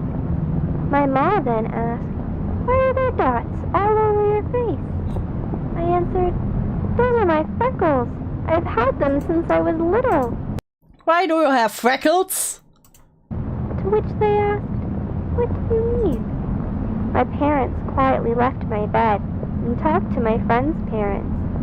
Then they all started to cry and yell. Did all their children got freckles? The nurses made them leave, which made me feel better. None of us thought that our real parents had visited, but they all did feel familiar. Orville and Philip were especially shaken. They didn't even share the same last name with their parents. The nurses tried to convince us that those who had visited us were our parents. I promise, those are your real parents. From the totally same universe you've all come from. And that we would come around to properly greet them after we healed. But it was hard to believe. Whenever I looked out the window, I saw that Manhattan looked different from memory. Mr. Rockefeller himself was kind enough to visit us in the hospital. Yeah, so I got this ugly tree. I found it in the forest. It wouldn't fall down. When we put it with axes, then we tried to dynamite it, and then we dug it out for 3 years. Asked us whether we were And somehow I thought this was a really good idea. okay. And then after some time, he and the nurses began to ask us some very easy questions about American history. With every reply, they would chuckle and shake their heads, until I told Mr. Rockefeller who I thought he was. He chuckled at first, and then became silent, as if the simple fact had deeply affected him. He had asked all my friends a few more questions about himself, and with each answer, he seemed a little more scared. Where's his glorious beard? Mr. Rockefeller quietly stood with the nurses for a while, before he wished us a Merry Christmas and left. That evening, the nurses took x-rays of us to make sure we hadn't broken our ribs. Usually, those taking the x-rays are more than happy to show their patients what the pictures looked like. They don't seem too happy. When I asked Do you have no ribs? to see them, the nurses ignored me. I didn't fall asleep that night. I kept my ear close to the wall to hear what the nurses were saying next door. I heard one sentence over and over. Everything's backward. Dum bum bum! I don't think it's healthy to have your bones backwards. I wonder what they meant by that. I never told my friends because I didn't want to scare them. But I spent the rest of the night with my hand to my chest, wondering if my heart was ever on the right side.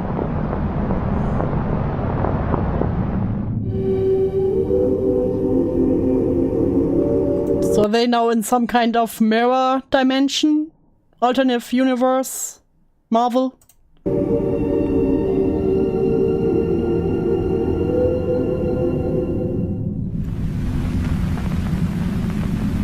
For several weeks, the children were kept under observation at the Columbia Presbyterian Hospital. I visited them as soon as I had the chance to. All the families of They got swapped, maybe the organs are mirrored. Yeah, seems like it at least.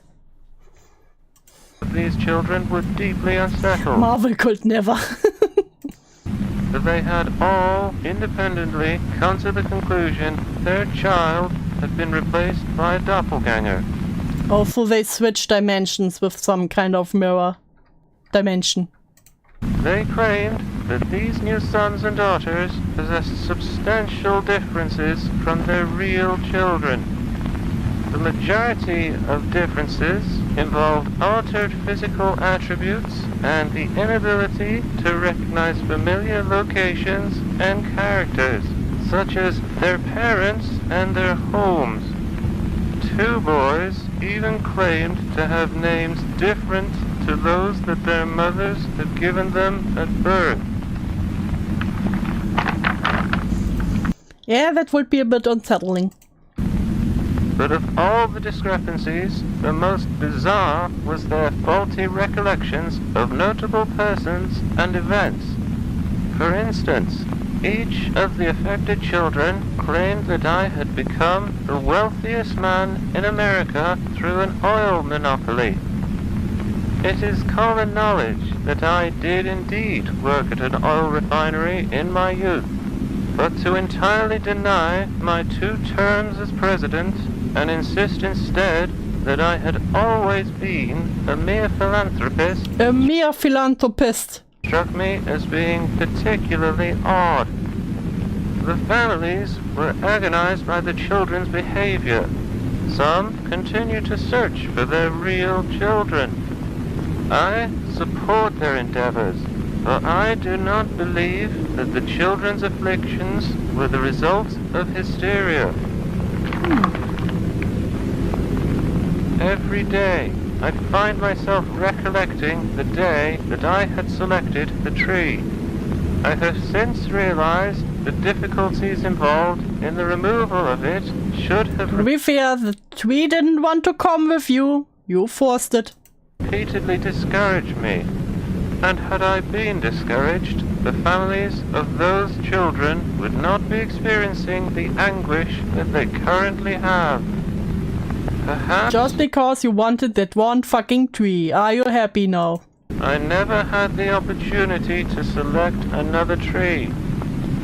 Perhaps I was meant to select that tree regardless of my persistent character. I don't think the Rockefellers are really known for philanthropism. No, that was the alternative universe Rockefeller.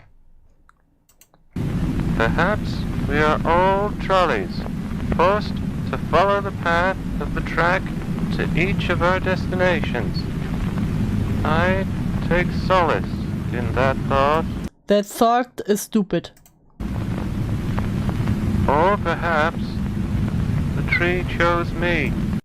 No, you literally forced the tree along with you.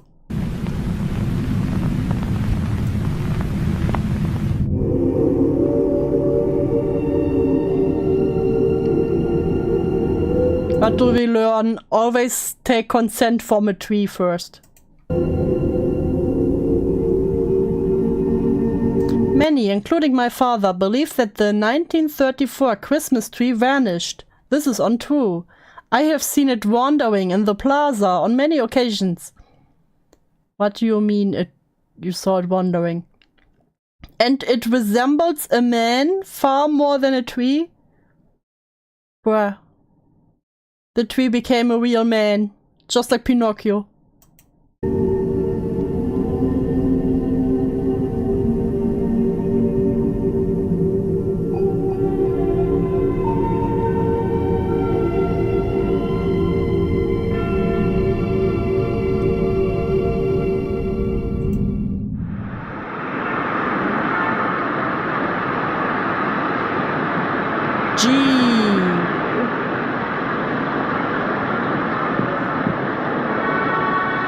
What's that triangle there?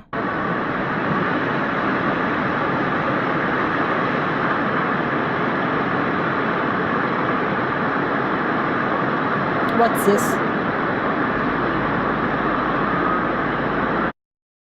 Did it flashbang?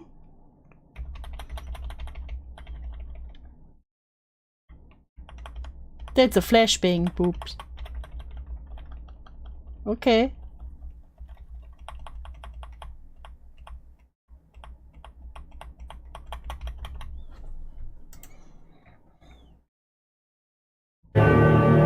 Rockefeller tree tragedy.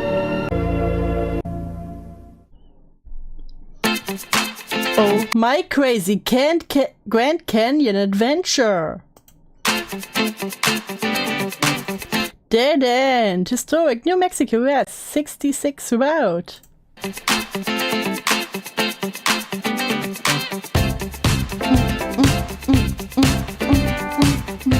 Let's go. Me and my brother deep in thought. My brother falling down the canyon.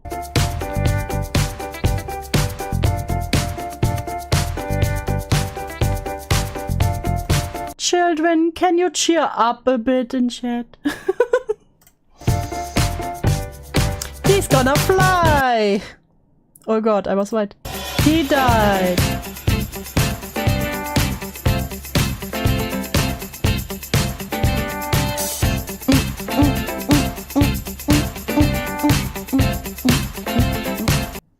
Then I saw something really weird.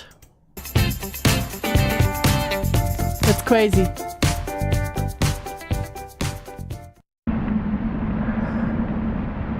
Of course, you don't have a clear picture for the weird thing.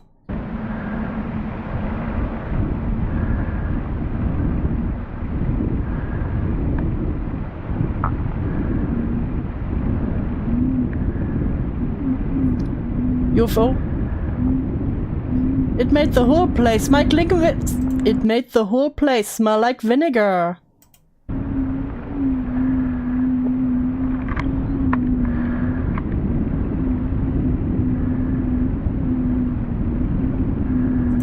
Yeah, chat is getting too depressive, you know what you get. Fuck. We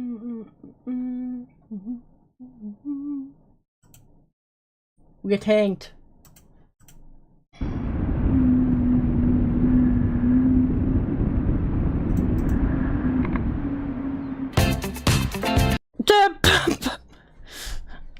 See, what was there? Of course, you don't have a clear picture for this.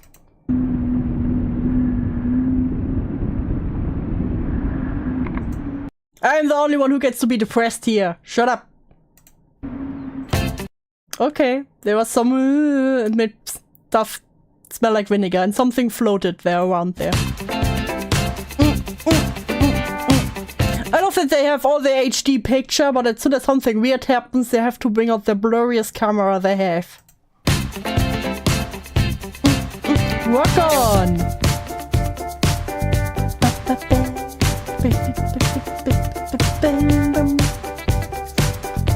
Do I'm uncomfortable because no one got punished yet. Now we have one. We have one.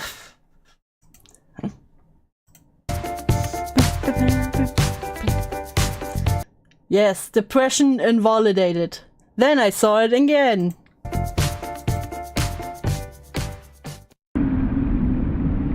And I got my blurry cam out again.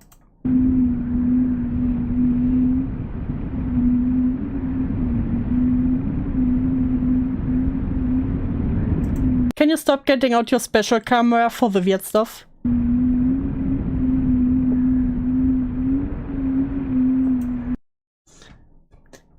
Hi Star Sprinter. This is only Quantum. Quantum gets the special place.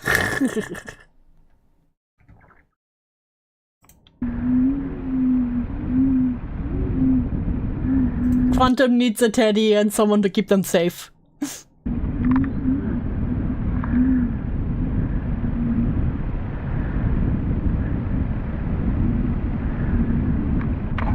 Something is moving there.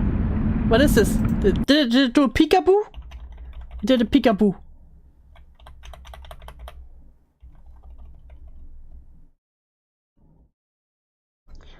God damn it. Blurry cameras. Something did a peekaboo.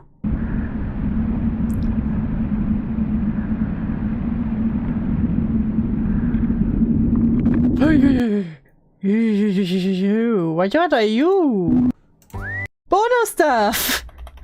Who are you? Who are you, handsome face? I see an eye. Is this a nose?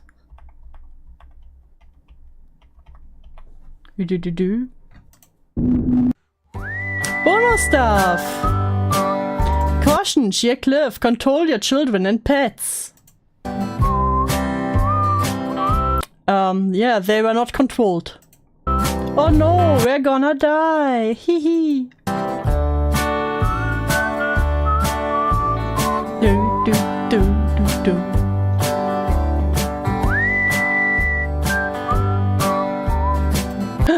A squirrel! Mr. Squirrel!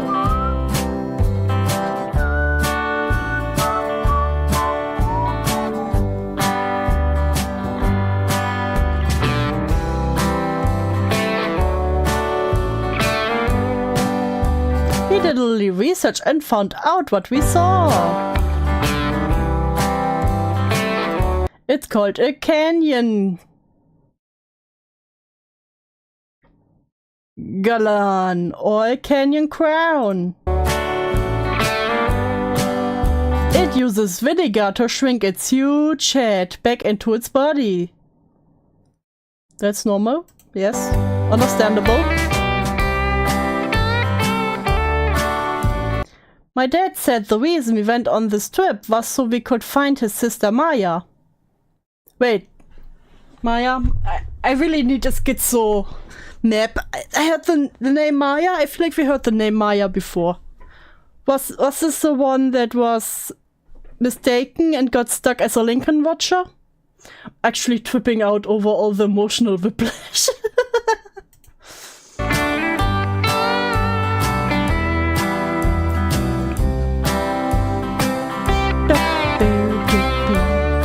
I think that was Maya. You mean the funny head that looked around the works? Okay. Yeah, I need the red threads on the board. Really feels like it. Oh! I feel like he left something at home. Okay, there are multiple people that apparently missed something at home. You know, just hanging around without my head. Head off trail. Thanks for watching. Don't forget to like and subscribe. My Crazy Grand Canyon Adventure, a video by Lauren Arnoldson. Where his head apparently floating around. Apparently just floating around the Grand Canyon.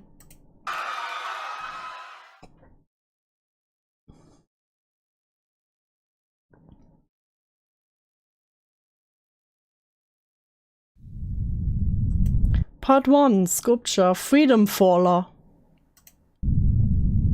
Excerpts from a series of exchanges from 1858. Oh, we're also jumping around in time. Love it.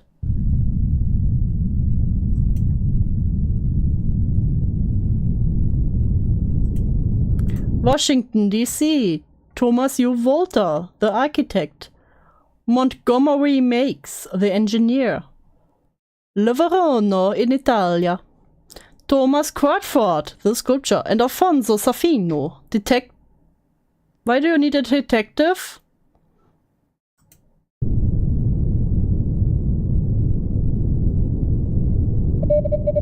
Liberty must stand on the Capitol Dome.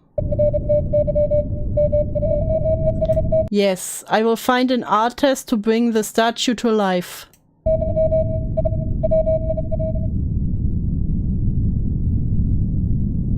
What do you mean to life? Would you provide a design for the statue? Most certainly. Freedom 1, Freedom 2, and Freedom 3. Damn. Freedom 3 will do, but change her cap.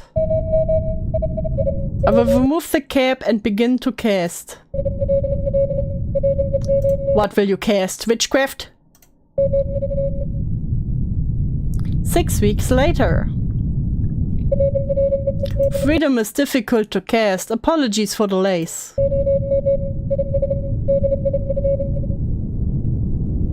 Three weeks later. Is Freedom on her way? Yeah, that's Morse code.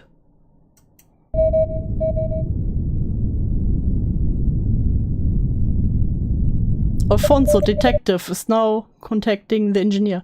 Inspector Safino speaking. Mr. Crawford passed away. Monaca will receive freedom. Expect arrival in a month.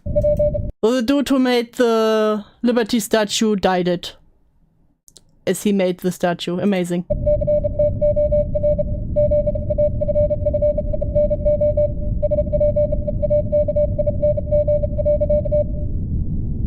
There's a lot of beeps. Part 2, Daughter.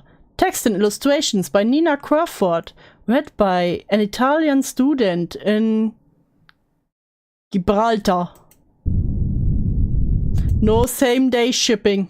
So primitive. SMH. This was before Amazon Prime.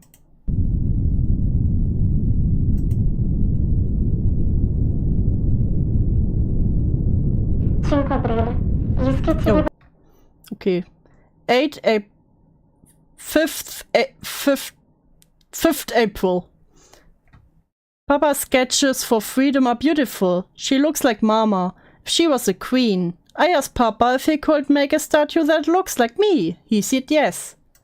I papine della libertà sono stupendi. Lei assomiglia a mia mamma se fosse una regina. Ho chiesto a Papino se potesse fare una statua che mi somigliasse. Ha detto sì. Dice Aprile. Papa went to his studio today. I asked whether he started working on my statue yet, and he just kept smiling. I think he is. Papa is very kind. Oggi Papino è andato al suo studio. Gli ho chiesto se avesse 10 April. Papa went to his studio today. Asked whether... Okay, he kept smiling. This is not a kind smile. Ha iniziato a lavorare alla mia statua ed ha continuato a sorridermi. Io credo di sì. Papino è molto gentile. 13 aprile. We have not heard from Papa for a few days. This has happened before, since he likes to work at his studio for a long time. But Mama was worried today. Non abbiamo avuto notizie di papà Why is this clock having a little Chester crown? per un po' di giorni. Oh, it's so cold. May I have a silk blanket to swaddle myself in? You may. You may. You know what? I can give you fire. No, but you can have a pillow to keep yourself warm. Let me turn you around. Whoop. There you go. È già successo in passato, dato che è solito lavorare al suo studio. God damn it, mummify me, mommy. God damn it, I swear I give you all the small finger and you bite off my entire arm. But fine, I am here to serve. I'm here to serve. Well. Oh Jesus, that's big. There you go. Keep yourself warm in there. Per tanto tempo, ma la mamma oggi era molto preoccupata. We have not heard from Papa for a few days. This has happened before. Okay, I read this already. È andata nel suo studio per avermi messo She left for his studio after she tucked me in bed. a letto. 15 aprile. Mama returned home tonight. She went straight to her room. Mama wasn't happy. Mamma è tornata a casa stanotte. È andata dritta verso la sua stanza. 16 aprile. Inspector Safino came by today. He asked us about Papa and then went to Mama's room. A few moments later, more men showed up. Mama was crying. She kept yelling. Oggi è venuto un ispettore. Ci ha chiesto di Papino e poi è andato nella stanza della mamma. Un paio di momenti dopo sono arrivati più uomini. Mamma stava piangendo. Continuano a gridare: lei ha I suoi occhi. She had his eyes. She had his eyes. I was scared. I ran out the house. Lei ha I suoi occhi. Ero spaventata. Sono scappata via dalla casa. 18 aprile. I remember Papa telling Mama about how the statue would be put on a ship named Monaca. I went to the docks and found her anchored nearby. Next to the ship were some boxes. E ricordo Papino dire alla mamma come la statua sarebbe stata messa in una nave chiamata Monarca. Sono andata al porto e l'ho trovata ancorata là vicino. Accanto alla nave c'erano alcune scatole. Parti della libertà. Parts of freedom were in each of the boxes. I crawled into the box that was empty. I hope to be sent to where Papa is. I feel his spirit around freedom. Oh. Erano in ciascuna di esse. Mi sono intrufolata in una scatola. Does Saint have the funny wrench or the working wrench? He is a working jester. Era vuota. Spero che venga mandato dove sta Papino. Sento il suo spirito vicino alla libertà. 21 aprile. I'm very hungry. The boxes are tied with rope, so I cannot get out myself. There are loud noises in the room, like clay being dragged across the floor. The little girl just went onto a ship, got into the container where the fucking statue is in. It's like, I feel Papa around the statue. Oh no. Sono molto affamata. Le scatole sono legate con una corda, quindi non posso uscire da sola. C'è un forte rumore nella stanza, come dell'argilla trascinata per il pavimento. Posso sentire No, le there are funny corde che noises. vengono tagliate. I can hear the ropes being cut and something big coming out of the box. Is it Papa? There are more sounds, like wood being broken. E qualcosa di grosso uscire da una scatola. È Papino? Ci sono molti altri suoni, come legno che si rompe. Dato che le corde sono... Since the ropes broke, I quickly got out of the box and found some bread and fruit in the room next door. That convenient. dalla scatola ed ho trovato del pane e della frutta nella stanza accanto. Mi sono sbagliata. And I'm wrong. It isn't Papa, but it has its eyes. Non è Papino, ma i suoi occhi. 24 aprile. I'm scared of going into the box again. It made louder sounds yesterday. While I gathered food, I think the man saw me. The box is the only place to hide. Ho paura di entrare di nuovo nella scatola. Ieri ha fatto suoni più rumorosi.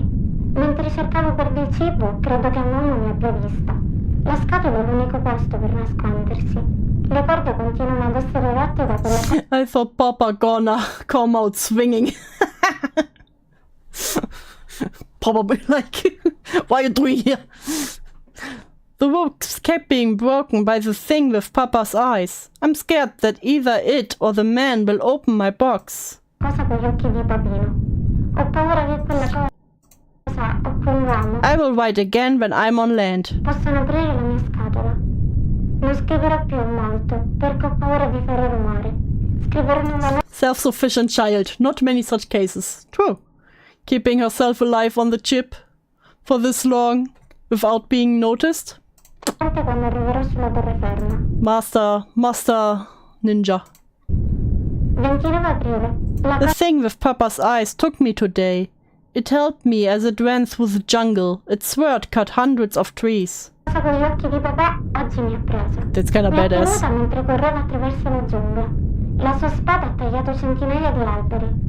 Non ho potuto vedere. I could not see much in the dark, but I did see Papa's eyes, staring down at me from those metal eyelets. molto nel buio, ma ho potuto vedere gli occhi di papà fissarmi Is it like riding a Gundam? da quelle palpebre metalliche. Siamo scesi giù per un buco e in una grotta profonda. We went down a hole and into a deep cave. After it let me down on the ground, it started a fire by hitting its arms against rocks. Dopo avermi messo a terra, ha acceso un fuoco colpendo le sue braccia contro delle pietre. Ormai è da ore che It has been sharpening its sword on the rods for hours now, but has not ever looked down at its blade. fila la sua spada con le rocce, ma non ho mai guardato la lama. Oggi, sin da quando... Since I started writing today, the thing with Papa's eyes has been looking at me. Bruh, just staring at her like... Bruh, do you know... Do you know the Daddy Chill meme? I feel like it's so appropriate for the moment. Yeah, true, it is. Ho iniziato a scrivere, la cosa con gli occhi di papino ha fissato me. Papa's eyes protecting her? Sounds like it, that because just took her out, ran out with her. Part 3! Except from the captain's log of the Monarca.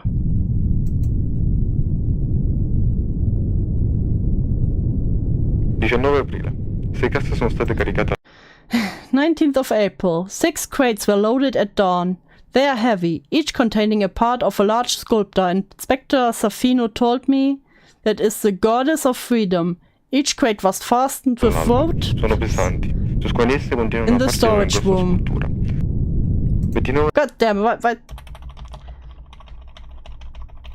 Come on. No sliding is possible. We left Livorno at noon. 29 aprile. Siamo atterrati a Gibraltar. 29th of April. We landed in Gibraltar at dawn. The ship took hours to steer into port. There were many, many holes in the storage room. Each one allowed enormous amounts of water to enter. Without the tar, we would have sunk. This is one of the German nursery rhymes where kids get their thumbs cut off with scissors. In this case, probably with a sword. All'alba. La nave ci ha messo ore per approdare nel porto. C'erano molti Without the tar, we would have sunk in 3 days. buchi neri postiglio. Ciascuno di essi ha permesso ad enormi quantità d'acqua di entrare. Senza il catrame saremmo affondati in 3 giorni. Abbiamo aperto le casse We per opened the crates for customs officer. The crates were empty. gli ufficiali della dogana. Le casse Fucking statue took off. erano vuote.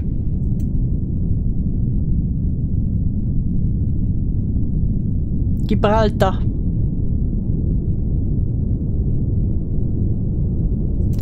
Part 4, Commissioner. Written and read by Commissioner H. Morgan.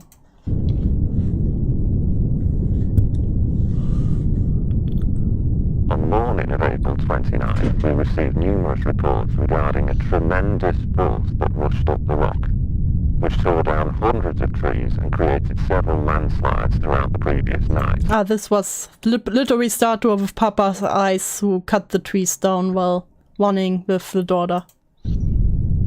One civilian likened the phenomena to the work of a gigantic crazed fella. Due to the sheer number of reports and the high level of concern in the surrounding community, I deployed myself along with 13 officers to the rock. I deployed myself along with 13 officers. Search of an explanation. We discovered that there was indeed a newly forged trail through the dense foliage stretching almost the entire height of the rock. The trail was astonishingly linear, with no bends in the path.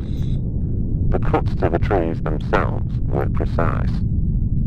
The downed trees continued to be warm to the touch. Ooh, was it like a fire blade? Gibraltar is read with a J. At the beginning, Gibraltar? Gibraltar? Is it that? Presumably due to the extreme speed of this force. Oh, extreme speed of its force. The Statue of Liberty was so fast. So fucking fast. It almost lit a fire with by cutting down trees. A few fires present along the trail. It did cause a few fires. Were extinguished by fellow officers as we traversed the rock. The path ended at a large crevice in the ground. Yes. Gibraltar? The Gibraltar? Now you're just saying weird words. Gibraltar sounds right. Okay, Gibraltar. Which looked to be an entrance to a large underground cavern. I'm sorry, I'm ignorant German. I do not know different words. Requesting additional men and equipment, Officer Hadley descended into the crevice. It was not long until Hadley exclaimed in fright and urged us all to enter. Within the following hour, the majority of us were in the cavern, which appeared to be an undiscovered offshoot of Sir Michael's cave. In the middle of the location stood a plaster model of a tall Greco-Roman statue of a woman. Surrounding the sculpture... And where's the child? Oh. Surrounding the sculpture were the splayed remains of an individual, flattened like a set of clothes. That's bad. Were the splayed remains of an individual. I don't think the child survived. Like a set of clothes. I don't think the child ate her soup. A hollowed out torso was stretched across. Hollowed out?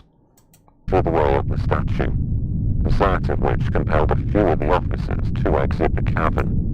Oh, they saw a hollowed out torso was stretched a quarter of the way up the statue. And they exit the cavern. The human remains were collected and sent to the morgue, while the sculpture was cleaned and lifted out. The statue's blade, held in its right hand, matched the cuts present. That's a sharp fucking blade. On trees. Despite the fantastical implications of this detail, the Gibraltar police force officially concludes that the work of the crazed fella was nothing more than the result of heavy wind. Oh, heavy wind, you know, that cut down trees with such force they caught fire. Happens all the time, happens all the time. That's how all the, you know, that's how all the forest fires start. Wind During blades. a secondary investigation, a journal was discovered in the cabin. A translation of its Italian text is in progress. Okay, that's probably the stuff we heard at the first part. Like earlier here in this video. Part 5, Craftsman, Freedom, written by Philip Reed.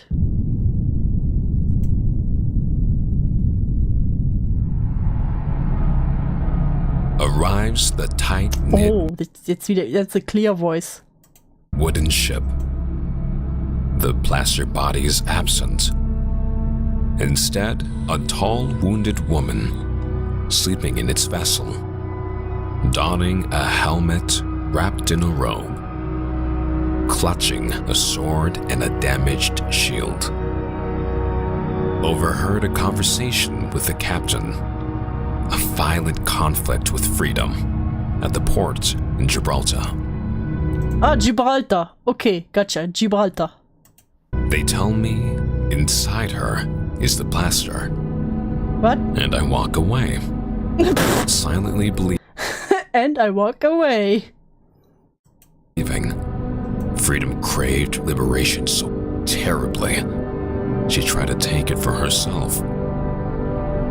But off the ship, she was dragged away. Freedom locked up. Freedom in chains. They tell me I have to take it out of her. So hook, rope, peel, and pull. What? When it was done, freedom stood motionless. So, because remains were splayed across there. Did Freedom try to, like, make herself a real body? And the dead is kinda inside of his own statue? Bruh. My brain. Freedom stood still. I see the final bronze woman, and I feel And they had to cut off, like, peel the potato off the human remains of her so she would stop moving around. If, maybe even help. She's No, freedom unfreedomed.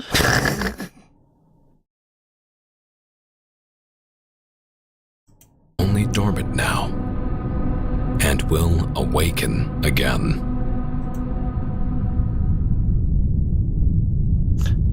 Part 6, Sculpture.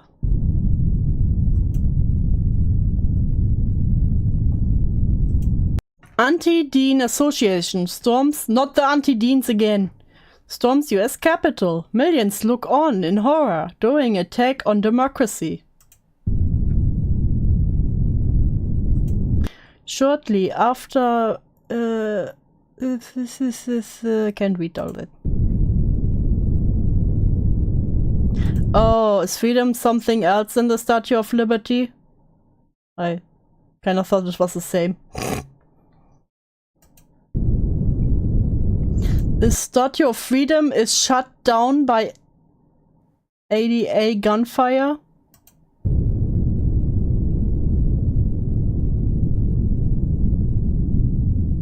Okay, the Freedom Statue is something else than the Statue of Liberty. Okay.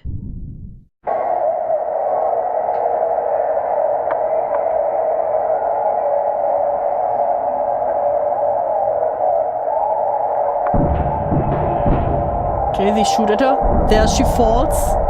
She fall down.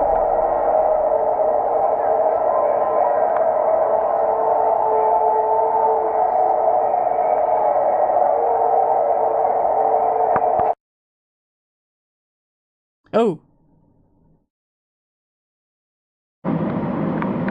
Okay.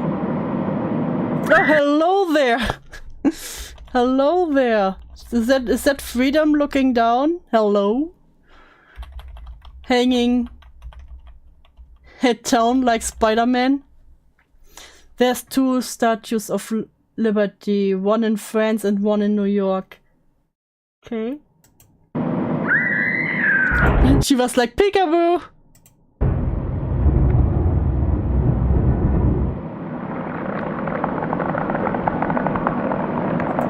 That's some nice noises. Freedom is making the grudge noises. That's what you get for taking Freedom's freedom away.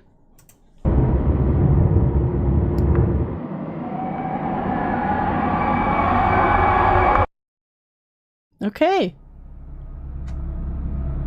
Okay, let me see if I can read the report, because I'm sure it said something important. Shortly after... Can I reach the Anti-Dean Association forcefully attacked the UR capital. Representation. I wish... Who was supposed to be able to read this? Okay. Let me take two. Let me take two. Let me check. I can find a Reddit.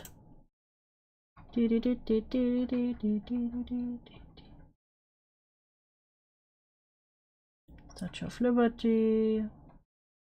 No, not this. Path this. No, not this, not this. Okay, there's always a smart comment in these.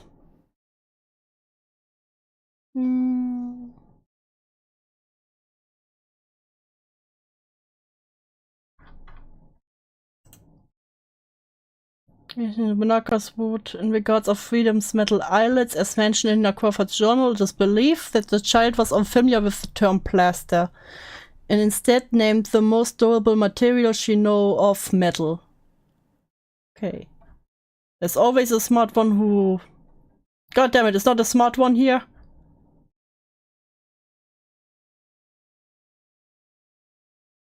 There's not a smart one who can read the blurry stuff. God damn it.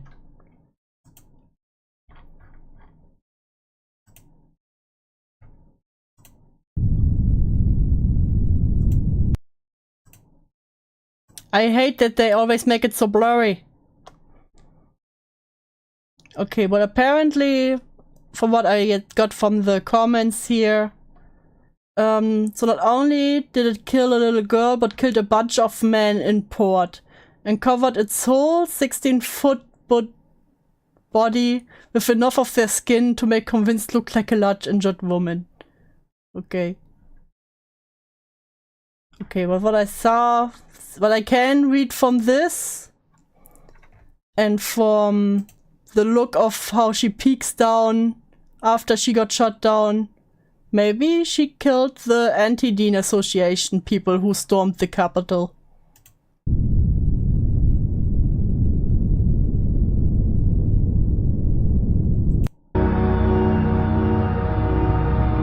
Storms the Capitol, January fix.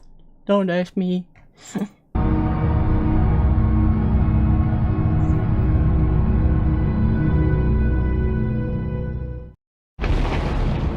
Oh, we got the tree bending down.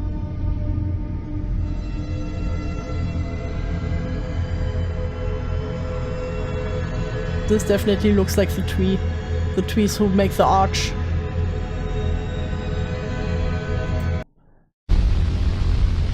Maze Movie Maker. Before you can finish brushing your teeth. Before you can finish showering. Before you can finish getting dressed. Before you can finish breakfast.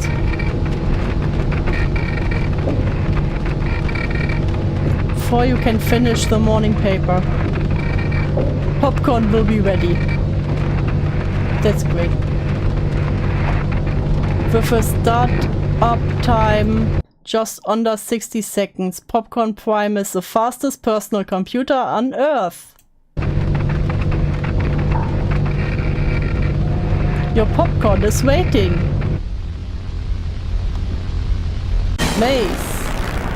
Maze manufacturing plants, 1960 to 1971. Who is eating popcorn for breakfast? Listen, we don't judge.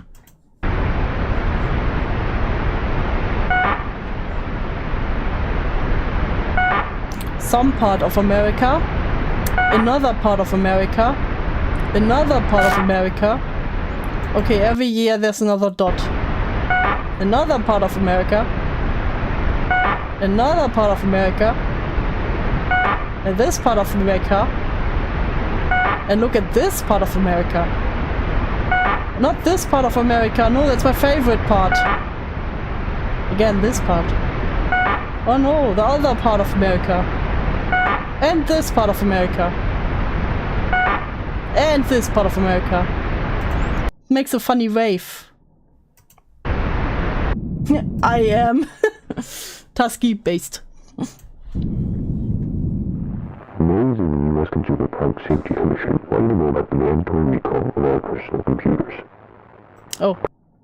We will take back all your personal computers. Personal computers may pose a risk to American lives and infrastructure. Too late. Outbreaks reported. Personal computers may pose a risk to American lives and infrastructure. Promptly dispose of your computer and local hazardous... Dispose of your computer now. Act corruption, sir. Your safety is of the utmost importance to us. Fourth Amendment rights do not apply. No, don't hit my Erica. Sorry, you now have to get rid of your personal computer. In 1960, Maze Machines is founded by Rob Carriers and Rob Watroba.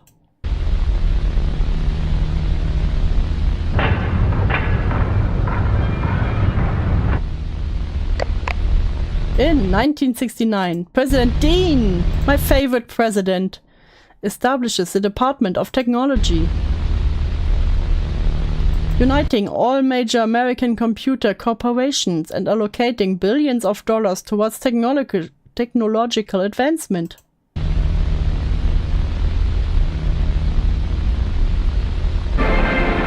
Now this delegation pays him this ovation and rises to its feet. I love President Dean and his short speeches. By 1970, Maze produces the first personal video camera and home computer.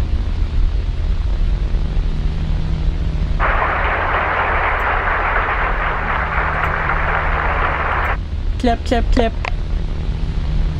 In 1972, Maze collaborates with the Department of Defense.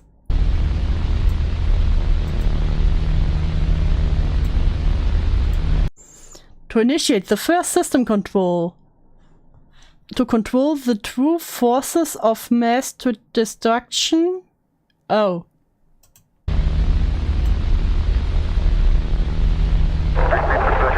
Project Horned Serpent. Ah, this is why the dots were like...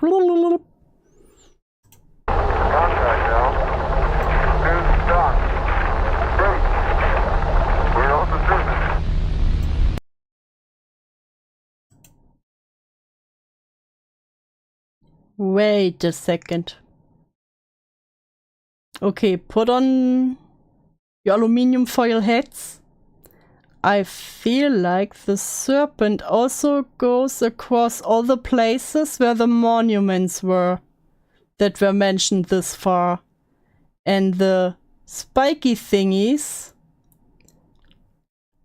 look a bit like the tentacle trees. Karl, please chill. Look like the trees. See, this is all parts of the serpent. In 1980, Maze's attack.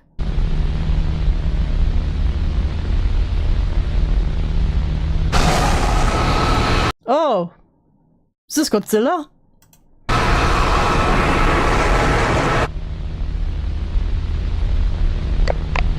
In 1990. Okay. Let's see. The last American personal computer is shut down on national television. Toodle-doo!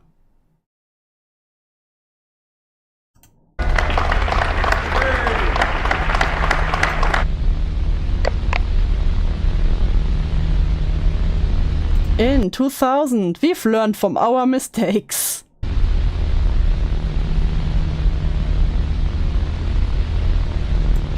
Control and confidence, and today there are no doubts.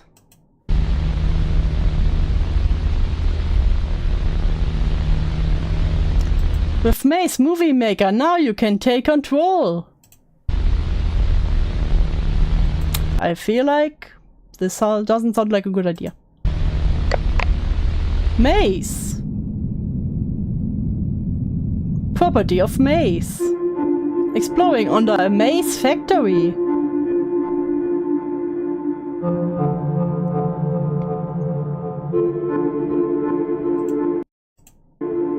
It's Maze.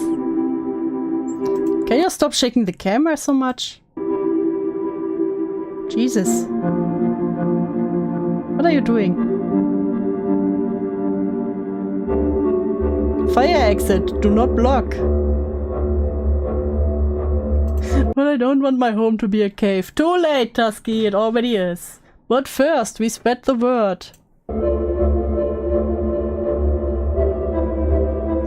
Beware. The monuments, they are all connected.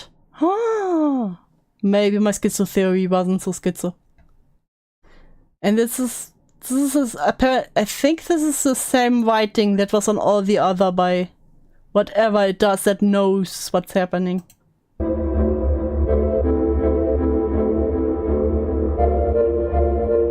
The military industrial complex growls.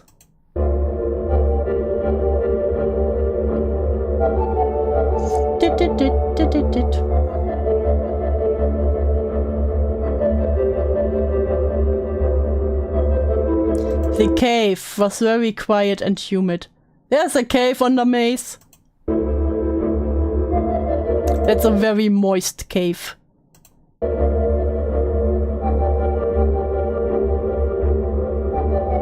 A fossil. The air felt charged too.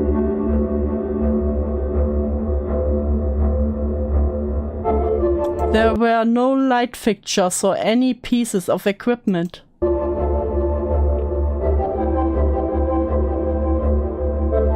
No animals, not even bugs. I feel like this is a bit weird for a cave. It felt so empty.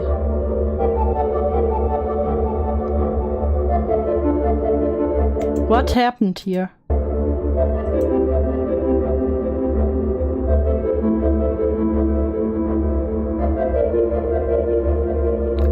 Hey, why are you censoring?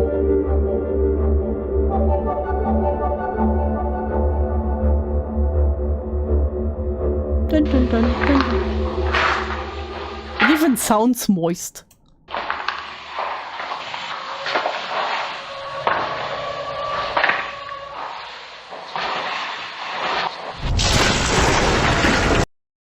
He got zapped by the cave. This is what you get for touching weird stuff. A maze of maze, literally. Those are not good sounds.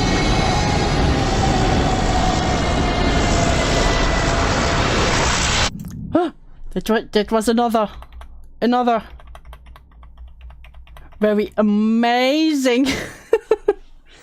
This is another arch of a soft tree. God damn it, Maze. Do not visit these sites. They have not been fed in years. Fed? What do you mean fed? Maybe try getting them to be vegetarian then.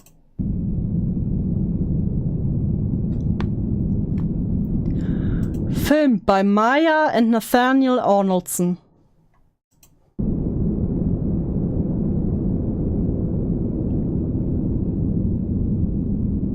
Wait. Wasn't Maya the aunt whose head was floating around in the Grand Canyon thing?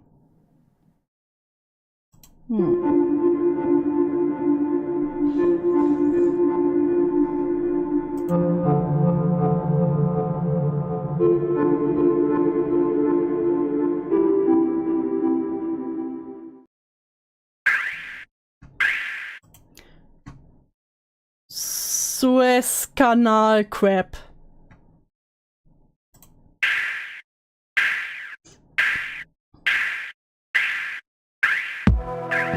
Bam, bam, bam. Ever given.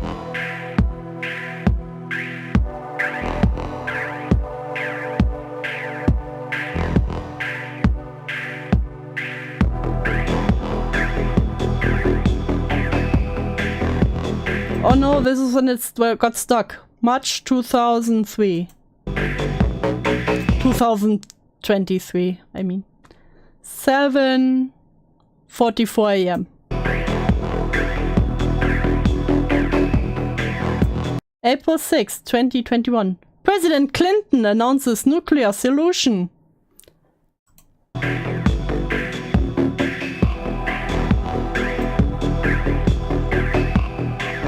For the last 2 weeks, the container ship Ever Given has obstructed the Suez Canal. With every passing hour, it is costing the global economy over $400 million. At the request of the Egyptian president, the United States will end the crisis with nuclear force. All them Americans always using nuclear force. Both Congress and the United Nations Security Council have approved the use of a small thermonuclear weapon on the Suez Canal.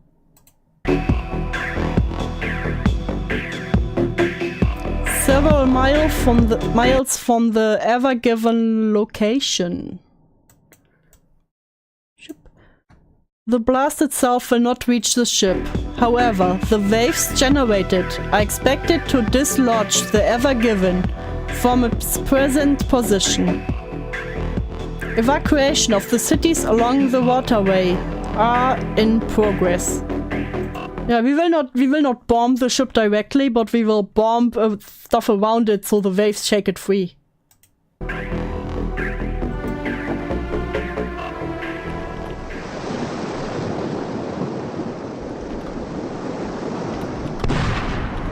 Pew!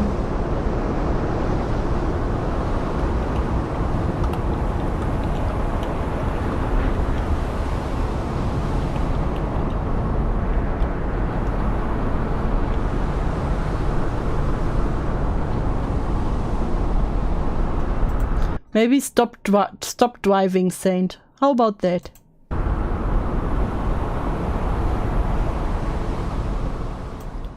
Twitter machine, aka T-Machine.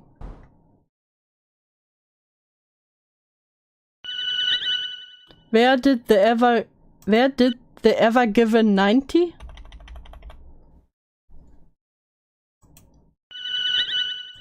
The ship disappeared according to officials.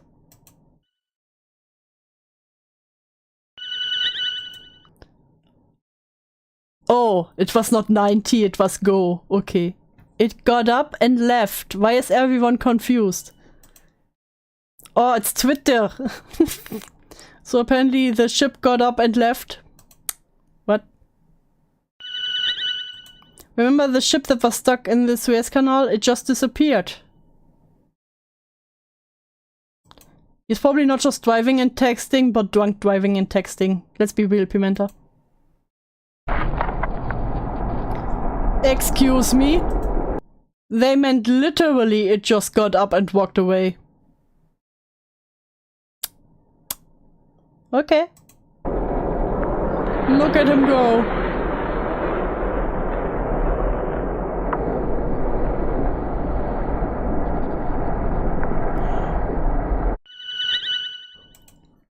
The Americans just released a monster.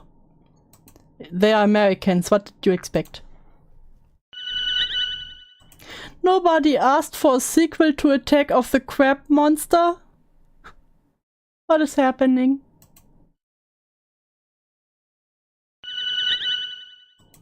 The Americans destroyed the Suez Canal and released a demon. Great.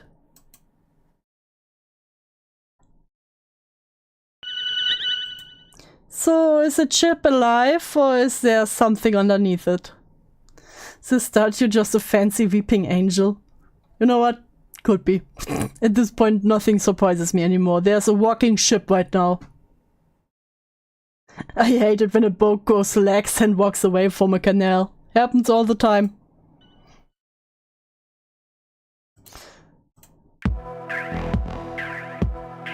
April 11, 2021.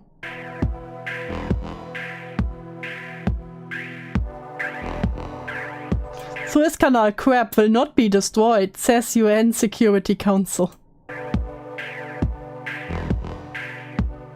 The crab cannot be eliminated without causing great damage to the Ever Given. In this day and age, the world is unprepared for loss of cargo of such magnitude. Therefore, the Suez Canal crab will not be destroyed. At this time, no containers will be lifted from the ship, since low-flying aircraft causes the organism to ambulate unsteadily. In hopes of returning the Ever Given back to the sea, efforts are underway to carefully manipulate the crab's route even through Egypt. You know what? We just get rid of the crab and lead it to Egypt. You know, just deliver the boat there. Not our problem anymore. Everything evolves into crabs. And crab mentioned, true. Crab is some ultimate life form.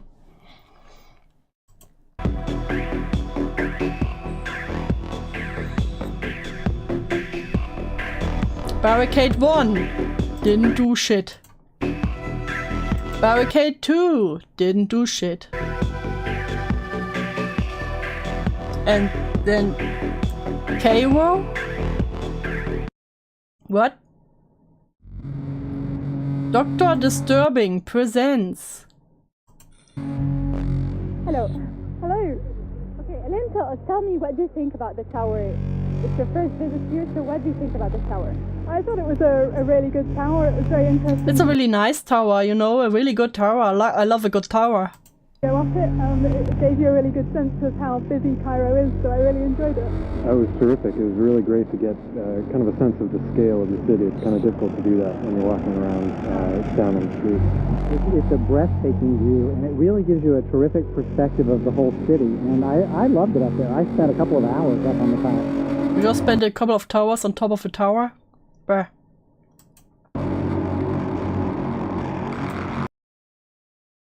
The 2021 Cairo Tower Stampede.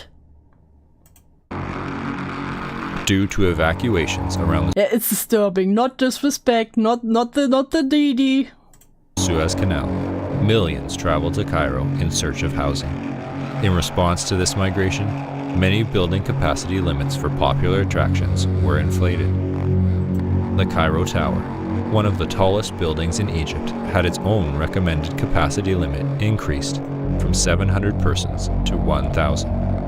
Great. April 16th, 3 days prior. On the evening of April 16th, 2021, upwards of 1,200 visitors toured the Cairo Tower at once.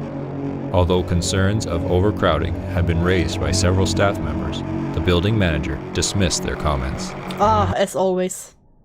Since the Suez Canal crab would be passing by later in the evening, he also encouraged visitors to enter the upper levels of the tower, as that would provide a better vantage Would be a shame if the tower fell or the crab went right into the tower. point.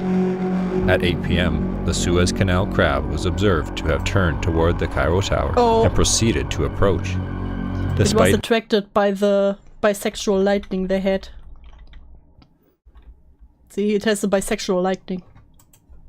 Despite an alert sent out by the Egyptian government for civilians to immediately vacate structures in the crab's path, most visitors ignored the warning I watched the Yu-Gi-Oh anime. I know an obelisk when I see one. and stayed on the upper level Jelly, obelisk, enjoyer, and expert of the Cairo Tower as it came near. At 8:15 p.m., the Suez Canal crab was seen to have stumbled, and in an attempt to regain its balance, crashed into one side of the Cairo Tower, killing over 200 people. The resulting tremors that traversed the building damaged its staircases and elevator systems beyond repair.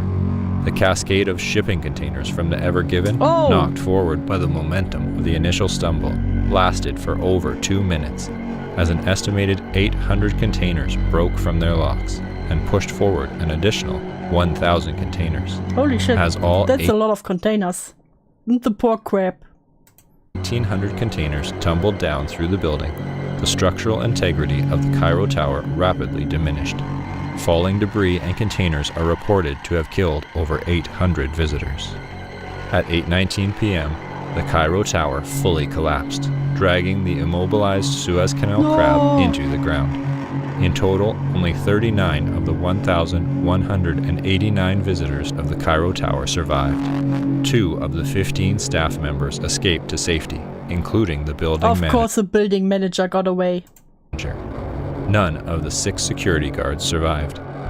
Although paramedics and police officers had arrived shortly before the Cairo Tower's collapse, the visibly unstable tower prompted them to collect survivors on the ground and retreat to a safe distance. At 8:41 p.m. How's the crab doing? Did the crab get back up? A hazardous waste collection team and soldiers of the Egyptian ground forces arrived to contain survivors within mobile quarantine chambers. I don't care about the survivors. What's the crab doing? Due to fears of a potential contagion contracted from the Suez Canal crab, all civilians in the vicinity Potential contagion? Does it carry a virus? Is it a zombie crab? Placed in quarantine under the authority of Egypt's military in collaboration with the Ministry of Health. Upon impact with the ground, the Suez Canal crab and the Ever Given separated. The large wounds caused by the separation discharged thousands of gallons of crabby seawater and bodily fluids. The hazardous waste collection team and soldiers attempted to plug the gushing lesions. However, survivors report that their efforts were mostly futile due to the team's inability to stay standing on the I love the images. Slippery ground. With the number of accidental falls among the troops on the increasingly wet ground, the Egyptian army diverted its focus from closing wounds on the Suez Canal crab to evacuation efforts. Close the wound. Give a bandage to the crab. By midnight, the civilian population within a 3-mile radius of the fallen Cairo Tower had been completely evacuated. Bandage 2 days prior. On the morning of April 17th, Egyptian authorities publicly announced that the Suez Canal crab had fallen in Cairo and laid in a vegetative state. Although you walked into a big crab. To the Suez Canal crab. Did you know that the cargo ship was actually on the back of a giant crab? And the crab now walked into Cairo and crashed into the Cairo Tower? The Cairo exclusion zone was primarily intended to prevent any media coverage of the crab and the surrounding destruction. Several journalists managed to record footage of the site through the assistance Don't record it, help the crab! of private helicopter pilots. By 8 a.m., clips of the crab were trending on Twitter. Members of the Anti-Device Association attributed the Anti-Device Association. Severity of the disaster to the development of intelligent devices. That description makes me wish I was still high. Understandable. Specifically, Twitter machines. Not the Twitter machines. Reasoned that due to the popularity of Twitter in America, the Ever Given was overstocked with Twitter machines. We should have nuked the ship, not the sea. Ever Given was overstocked with T-machines, which weighed the ship down and consequently caused the initial obstruction of the Suez Canal. Listen, I love this design of Twitter more. Now, on Twitter, the ADA released a vicious string of messages criticizing Twitter. Clinton says the crab is not a TMFD, true force of mass destruction, until it kills people. Ridiculous. Hillary Clinton and Egypt. Oh yeah, and Hillary Clinton is president. Along with images of the... I was censored for praising the crab. They try to silence you, web user. This is an analog horror series. The Monument Mythos. Suez Canal crab, photos of scattered goods that had fallen out of the shipping containers became a popular... Yeah, so there's this crab. Then under the Liberty statue is Satan, and Satan ate immigrants. And in the Lincoln statue, the president gets to pick one Lincoln watcher who gets a mask on and has to sit in one seat and watch the Lincoln statue. Only gets feed soup through a store every day. And then they complain. And they have to sit there until the presidential time is over. And what was the other thing? There was another tower where also Satan was in. You can go into the tower, then you go into the bucket. the bucket lifts you up, and then you suddenly get dropped from the bucket and Satan eats you. And what was the other? My brain is scrambled by now. And there's a singing tree that wisps you into another dimension. And there was another president, President Dean, who has so much whiz, he only has to say one sentence and everyone voted for him. And even when his channel got muted from people who tried to be anti-Dean, he still looked so good and so honest that people still were like, damn, this is the best silent film I've ever seen. Popular topic of discussion. One image of a sports car resting on top of debris would be retweeted by the ADA with the caption, "The Cairo exclusion zone is a conspiracy to keep goods in Egypt. The American people have been robbed." The tweet was shared by over 10 million users. Not 10 Taking million notice, users. the ADA followed up with tweets suggesting that an Egyptian soldier had driven home the sports car in the image, and that the goods needed to be rescued by their rightful owners. The ADA deemed April 19th as Finders Keepers Day. Hey, I love Finders Keepers Day. And urged all Americans to travel to Egypt to obtain the goods left by the fallen Suez Canal. Go and take the goods from the fallen crab. Overnight, an estimated 12,000 flights to Cairo were booked by American citizens. One day prior. Although a few trespassers had been apprehended in the Cairo exclusion zone, officials did not foresee any further disruptions at the site. Medical personnel attended to survivors in the quarantine chambers. Soldiers cleared rubble and attempted to control the spread of the Suez Canal crab's bodily fluids. By 5 a.m. on April 19th, approximately 20 million gallons had been contained. Oh, in the Grand Canyon, there are giant heads floating around that smell like vinegar. Through aerial drops of sawdust and an extensive effort to mop the premises. Although several officials discussed a plan to lay down military-grade mats to enable the hazardous material collection team to walk up to the crab for closer analysis, it was ultimately decided that no further action would be taken until the following evening, as it was believed that the midday sun would evaporate most of the fluid. The stampede. At 12 p.m., over 12,000 Americans gathered in front of the gated entrance of the Cairo exclusion zone. 4,000 Egyptian police officers and soldiers stood behind the perimeter to guard the exclusion zone from trespassers. At 12:03 p.m., violence erupted when an American shot a police officer in Goddamn Americans! the face. Consequently, tear gas was used on the raging mob. Tanks and heat rays arrived shortly afterwards to deter any trespassers. However, by 12:10 p.m., the front entrance gates of the Cairo exclusion They all go in there just to get a Twitter machine. Zone collapsed from the force of the charging crowd. Informed of the approaching Americans, medical personnel and survivors at the epicenter began to vacate the premises. By 12:43 p.m., the first Americans were seen by officials at the epicenter. Although the wet ground was expected to significantly slow their approach, several citizens had arrived earlier than anticipated since they had utilized car hubcaps to slide quickly across the ground. Damn, that's so smart. With no law enforcement at the scene, the American citizens began to collect fallen goods and pry open shipping containers. Popular goods included furniture, firearms, processed food, tea machines, bars of gold, If I can choose between a bar of gold and a Twitter machine, I take the bar of gold. automobiles, and designer clothing. As Americans continued to arrive at the epicenter, more injuries from accidental falls were observed. Concussions and broken arms were the most common injuries during the initial break-in. At 1 p.m., several fights broke out over a Ford pickup truck that had rolled out from a container and crushed a family. Not the Ford pickup truck. 3 aggressors were shot by a man who had found a rifle. The conflict fueled an unpleasant atmosphere, with more instances of gun violence as time went on.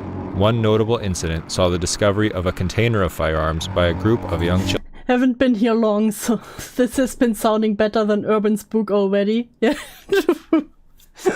I just need a board with the schizo wet threads because I'm starting to get confused by everything. There's so much happening. Children.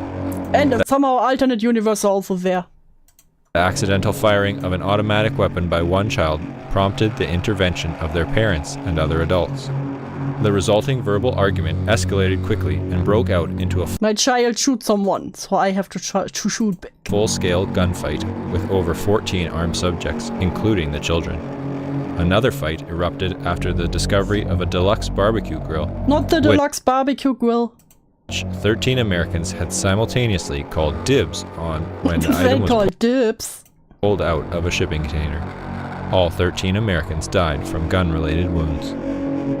When the last wave of the 12,000 Americans had entered the epicenter, overcrowding ensured that the accidental fall of one individual would trigger a continuous series of additional falls. Without any open space for the midday sunlight to reach the wet ground, This just sounds like a Black Friday in America. the bodily fluid had no time to evaporate, and the number of falls steadily increased. At around 1:30 p.m., one of the posterior legs of the Suez Canal crab twitched and incited panic in a nearby crowd. As Americans attempted to flee, many fell on the slippery ground and were trampled by those rushing behind them. By 1:33 p.m., the screams of the panicked crowd had reached a deafening volume, Again, just a normal Black Friday. reportedly being heard over 5 miles away. Due to the reinforcement of the Cairo exclusion zone's gates and orders from the Ministry of Health to prevent any American citizen from leaving the exclusion zone, the massive crowds were kept inside the 3-mile radius of the epicenter, held in Once again, someone is leaking fluids on YouTube. Yes.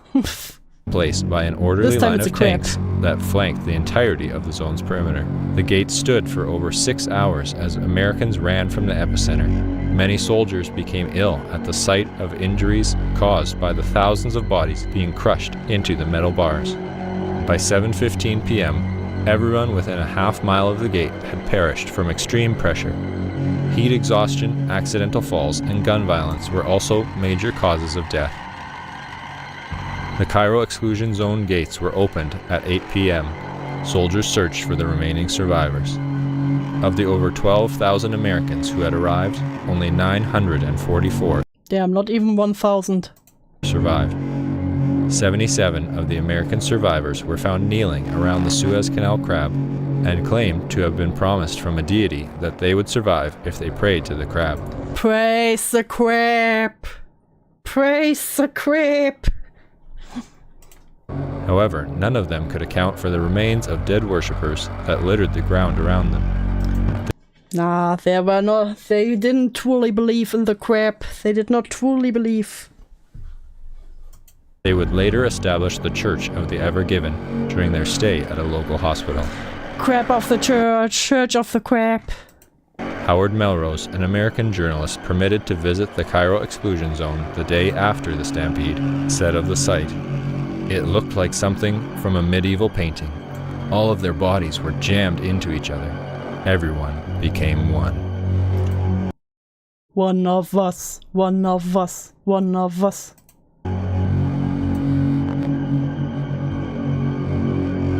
That's web user. Web user wanted to hang around a bit. The Cairo exclusion zone is a UNESCO World Heritage Site.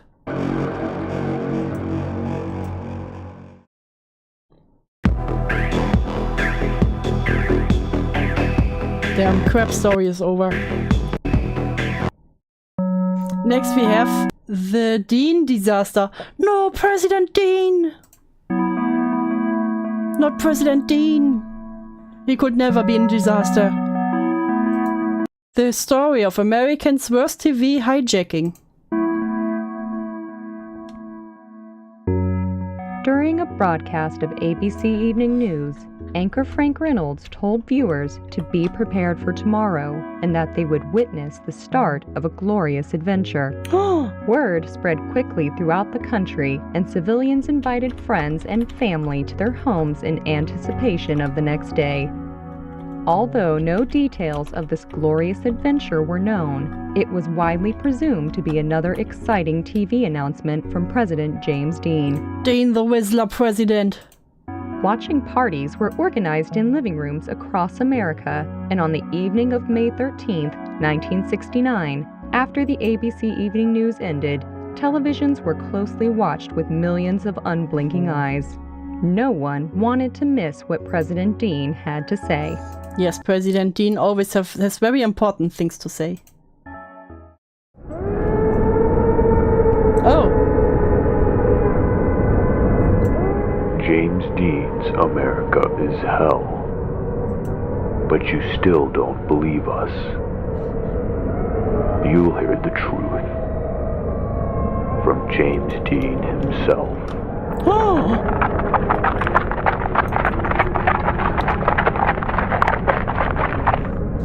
James Dean, how could you?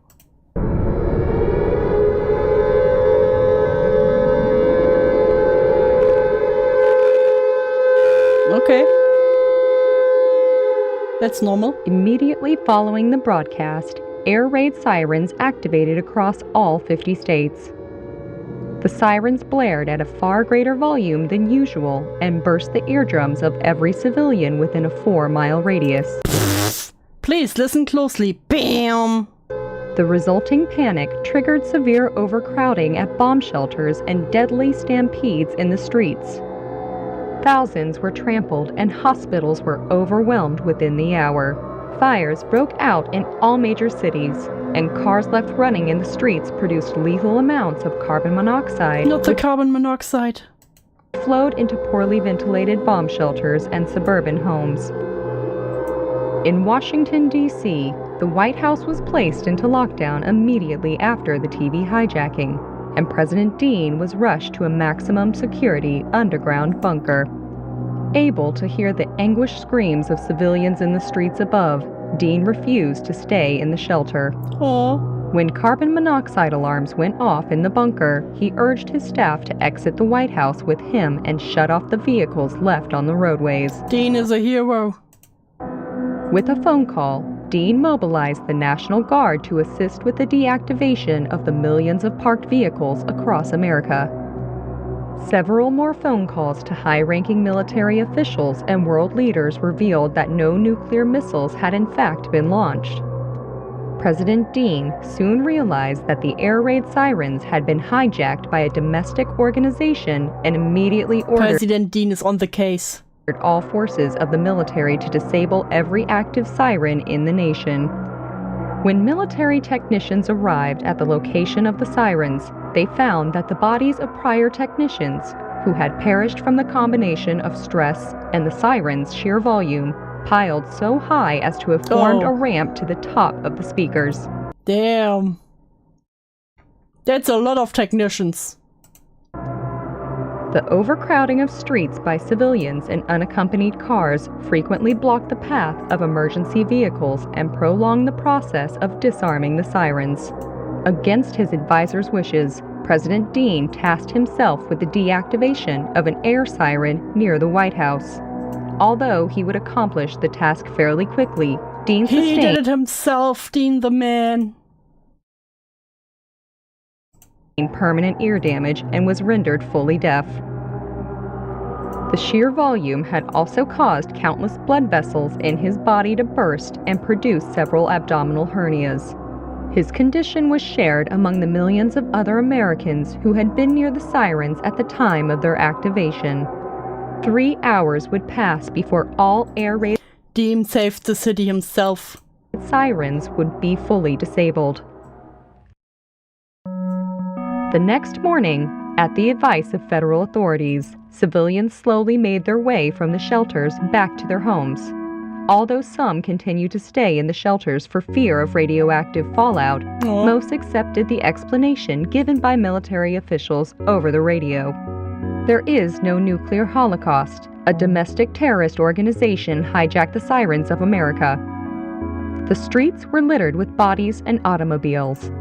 The National Guard handed out blindfolds to the young, sick, and elderly as they exited the shelters to prevent also they don't see the horrors.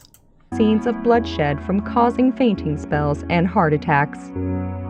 At the Walt Disney Medical Center, physicians examined President Walt Disney Medical Center, excuse me? Dean and other members of his staff who helped disarm the sirens. All were diagnosed with severe hearing loss. Against his doctor's advice, Dean insisted on issuing a public statement on the traumatic events that had transpired. Although he initially wanted to appear on live television, a glance at the mirror discouraged him, as he saw the countless bruises and tears present on his skin due to the intensity of the sirens. He is such a hero. He got disfigured from it. In coordination with technicians from the Department of Defense, President Dean instead organized a large-scale radio broadcast, utilizing the very air raid sirens they had disabled. Later that night, a bruised Frank Reynolds would announce on ABC Evening News that Dean the would most speak amazing president, Dean, through the sirens, and that captions would be displayed simultaneously on television for viewers who were hard of hearing.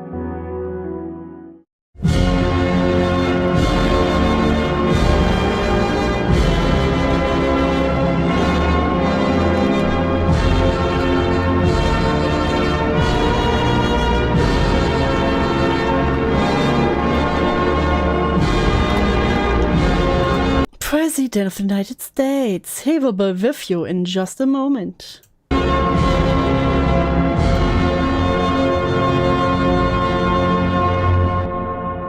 It's Jimmy speaking. Jimmy. I'm sorry, very sorry for what's come to pass. I wish I could bring back your friends, your family. I want to fix everything. This is not the announcement I planned for, but as you know, there are people who have it in for us. The Anti-Dean Association. Fuck the Anti-Dean Association. They hijack our systems. They God save the Dean. Hurt people. The Anti-Dean Association is an anti-American association. I'm an alcoholic myself to enhance this experience. Listen, I feel like I don't need alcohol anymore. I want you to keep an eye out for them. They will not be hard to find because they are very proud of their silly ideas.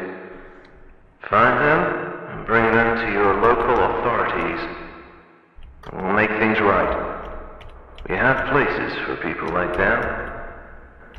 This is Jimmy. Signing off. Bye, Jimmy.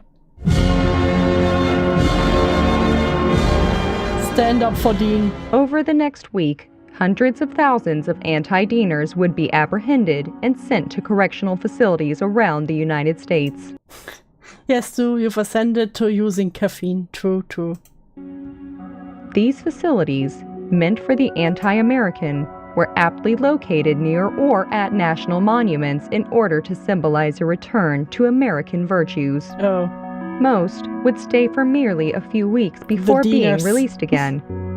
Friends and family of rehabilitated anti-Deaners frequently claimed that they would have eyes, improved personalities, no recollection of their past criminal activities, and even slightly altered physical appearances. These methods were so effective in calming the terrorist that many innocent civilians requested themselves to be Hey, November Ranger, welcome to Breaking My Brain. Sent to these facilities in hopes of radically changing their lives.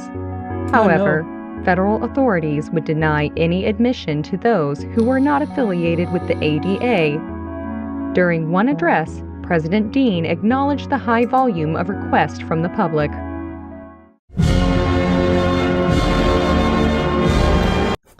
Are you hosting Karl Saturday on a Friday? No, you must have missed a day.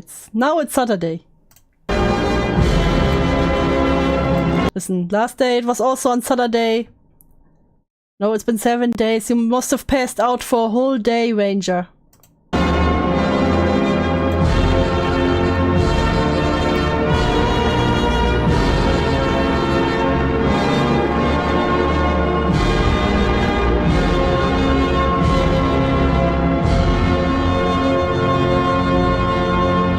Amazing. Hey, it's Jimmy again. A lot of you want to be sent to the same places we're sending those anti-Deaners to.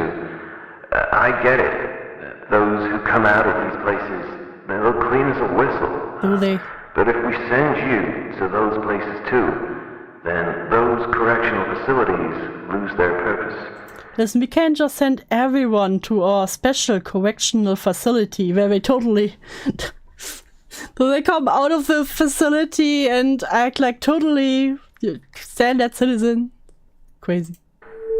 If we send everyone to prison, then what's a prison anymore? This is Jimmy signing off.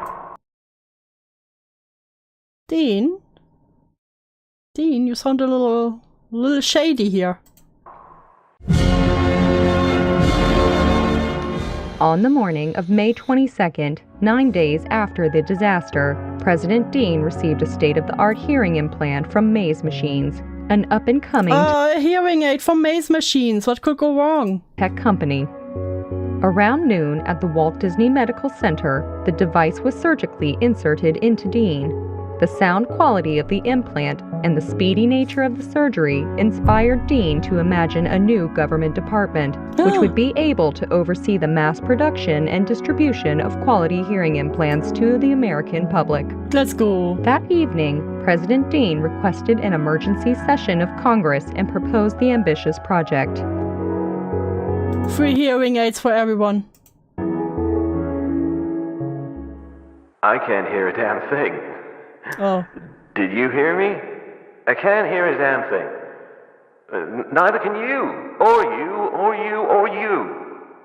It doesn't matter whether you were near the sirens or not. None of you are listening. Dean? We need to bring together those technology companies to build and send hearing devices that the public needs. Hearing devices that you yourself need. And through a collaboration... You know, saying that everyone should wear this hearing aids. With the Department of Health, we can give back to the people. Dina sound like the worst name. Damn. That's not where we live, love of you, Saint. Failure... Wait, Walt Disney Medical Center, that's the worst timeline. Listen, this series has a lot of timelines, apparently. Took away. We can let a mother hear her child laugh again. And let a man hear his dog again. We can give everyone their hearing again. And who's stopping you? Listen to the public. You're all about deadlines too. So here's one. By July 4th, I want every American to hear the fireworks. Let's go. Due to a malfunction in his auditory implants, Dean was unable to hear himself and as a result spoke much louder on the Senate floor than on previous occasions. The volume of his speech, which greatly amplified his compassion for the American people, profoundly affected the senators. I love how everything goes wrong for him, but they're always super impressed. Thank you, web user. Live, love the day away. So true, so true. Thank you very much. I love every time something goes wrong for Dean, it just gets better. The time he gets cut off from television, best silent movie ever. Now his hearing aids don't work and he talks louder. Oh, so passionate, so passionate. And in Dean the is like an SCP. Early hours of May 23rd, 1969, after 10 hours of discussion, the Department of Technology was approved. It was the fastest an executive department had ever been established. By May 27th, all persons with hearing loss attributed to the anti-Dean disaster would be eligible for the surgical implantation of a hearing device free of charge. Mass operating rooms would be established throughout the U.S., able to house over 1,000 patients at once. They keep playing God Save the King as presidential intro music, so I assume in this timeline George Washington is the first king of America. Probably. The use of surgical androids was approved on June 6, which increased the number of surgeries performed per day over 250%. Once all victims had been treated, those with deafness unrelated to the disaster also became eligible for the surgery. Let's go. On July 4th, it was announced that there was no incidence of severe hearing loss in the country. The United States was the first nation in the world to eradicate deafness. We eradicated deafness. Deafness is now healed. The achievement had been expected for some time since its first mention during Dean's congressional address. In preparation, many health organizations, both domestic and international, had prepared to host banquets for Dean and grant awards to him and his staff. However, President Dean spent the entirety of Independence Day racing cars with close friend Richard Nixon at a local... Richard Nixon, which he messed up when they were rivals. I love their endless friendship and love they developed. Speedway. He doesn't want an award, he just wants to race car with his best friend Nixon. Though many would cite the recovery from the anti-Dean disaster as James Dean... Eradicated deafness? Eradicating people with disabilities? No, they got all hearing aids from him. Deafness still exists, hence the use of hearing aids. Shush. It's eradicated. Dean healed everyone. Finest hour. The president was never willing to accept responsibility. All we did was fix some ears. All we did was fix some ears, come on. Cars with close friend Richard Nixon at a local speedway. Though many would cite the recovery from the anti-Dean disaster as James Dean's finest hour, the president was never willing to accept responsibility. All we did was fix some ears. Aww. Look at him.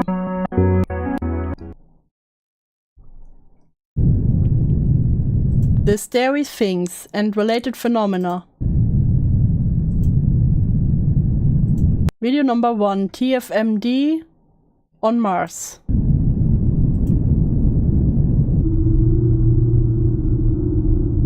Look at him go!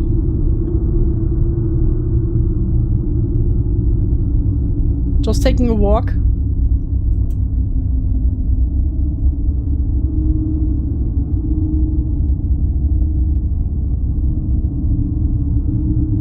Imagine if the whole thing with the sirens was a stunt by Dean to implement the hearing aids in the roboter. That would be crazy.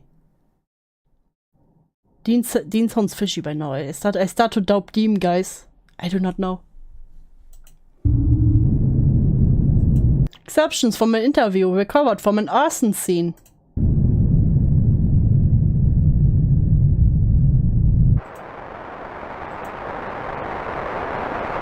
Leonardo V. Morlin, former senior advisor. Egypt was entirely against the excavation. They have every right to be upset when we went ahead even more. If they reversed it and worked for class... Egypt was entirely against the excavation, and they had every right to be upset when we went ahead with it anyway. They said that the system worked for thousands of years and would continue to protect their country. They were right. But at the time, the president and our military did not care. They viewed their solution as a problem in desperate need of a better solution. An American solution, which in this case was the excavation. American solution, which in this case was excavation.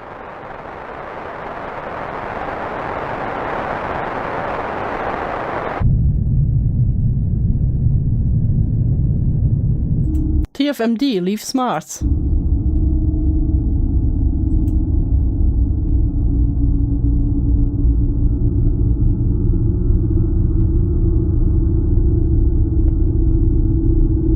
This is things just going out to space. Just taking a little space walk.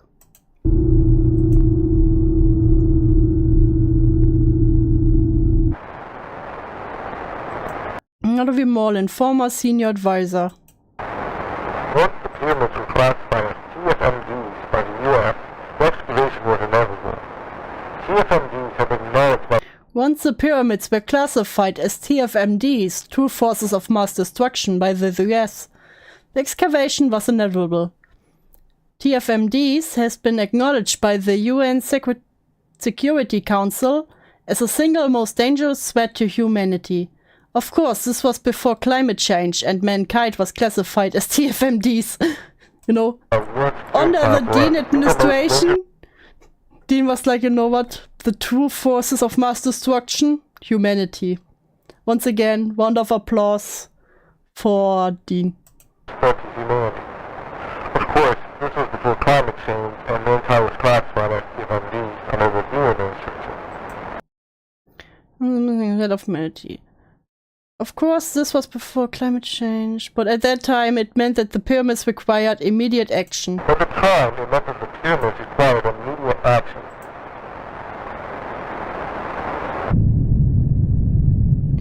Dew in space.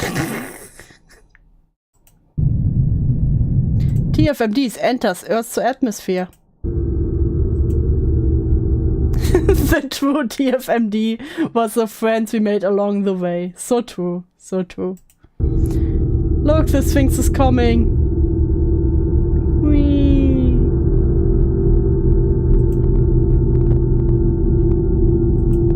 Can we pretend the Sphinx in the night sky is a shooting star?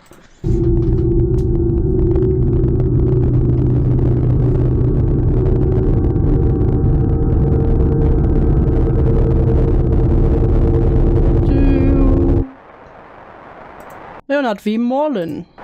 Once again. The ancient pharaohs personally appointed workers called guardians, with some years of their lives striking the trees. They were equipped with the finest music glass balloons, which would... The ancient pharaohs personally appointed workers called guardians, who would spend years of their lives striking the trees. They were equipped with the finest Giza glass blades, and would take substances to inhibit muscle fatigue and induce insomnia, so they would be able to hit the trees for several nights in a row. Wait, is it one of the other singing trees? Is it one of the special trees again? The goal was not to cut down any of the trees, of course. That would not be possible until 1945. Substances to inhibit muscle fatigue and induce insomnia, so they would be able to hit the trees for several nights in a row. The goal was not to cut down any of the trees, of course. That wouldn't be possible until 1945. Rather, the intention was to shift the tree's focus from upward growth to internal repairs. The ancient Egyptians knew they could not permanently halt the tree's germination, but by prolonging their growth, The intention was to shift the tree's focus from upward growth to internal repairs. the Egyptians bought themselves time to build enormous towers that would better contain the trees. The ancient Egyptians knew that they could not permanently halt the tree's germination. What if the tree is actually important?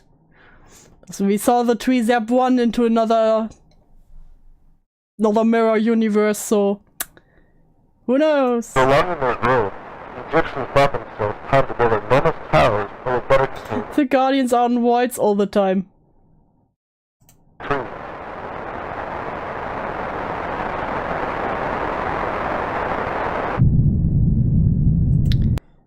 Video number 5 and 6. TFMD is attacked.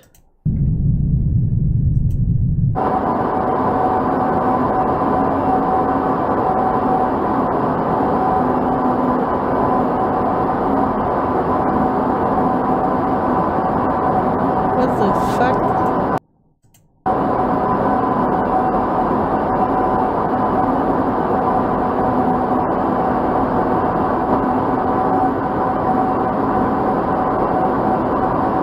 What is happening?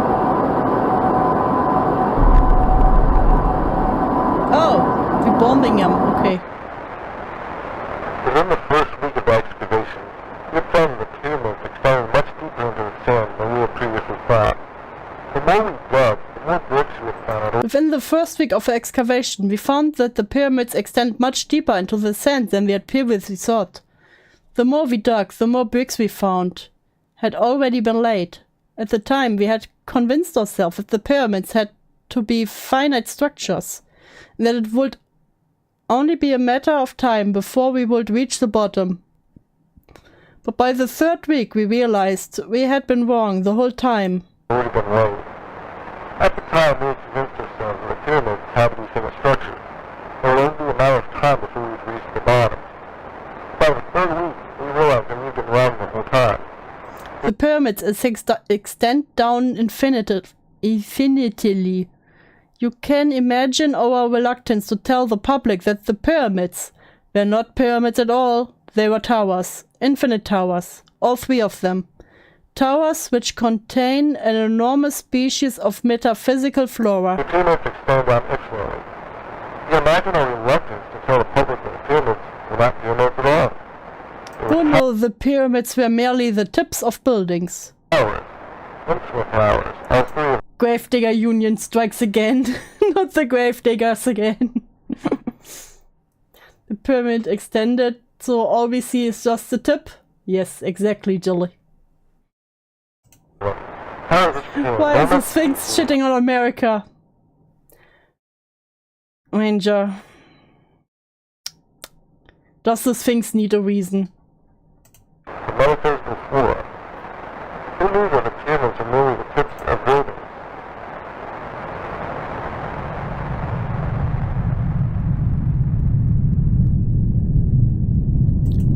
TFMD's False Children Land?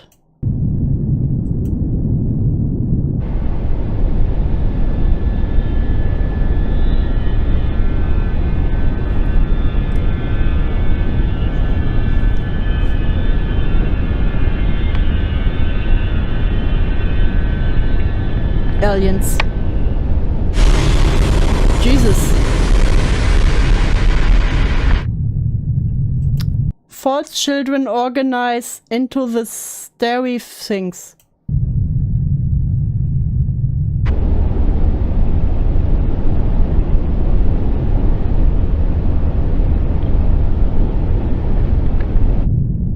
The starry sphinx distracts observers as mothership flees. Video affected by radiation. Oh, that's always a good sign.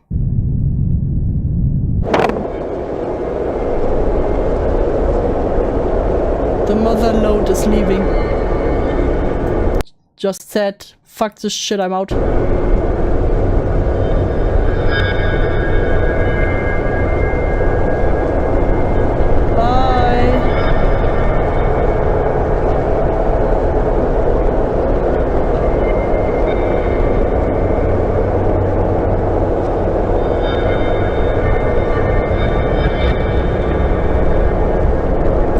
Tired of all this shit.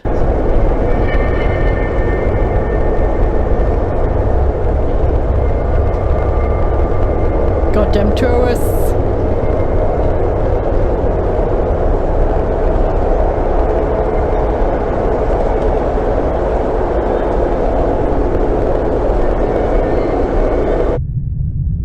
The Great Pyramid's wise.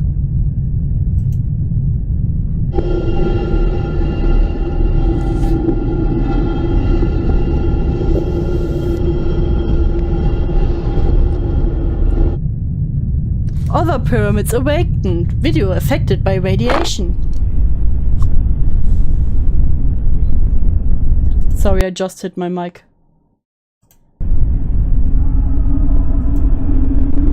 Oh, that's a big pyramid. That's a big boy.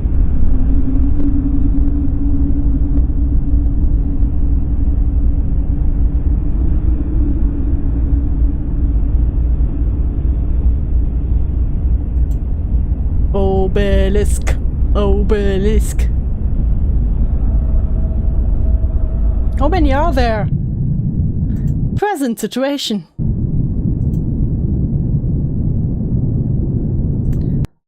Diagram number 1. Sphinx. And pyramids. A grower, not a shower. Shelly, no. I love you, Shelly.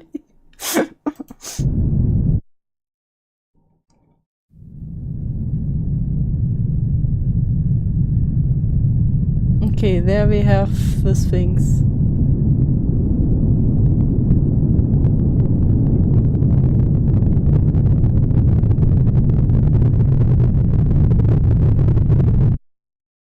That's a lot of pyramids.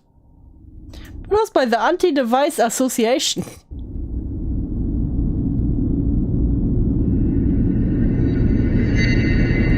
Scary Things. A film by Alex Casanes.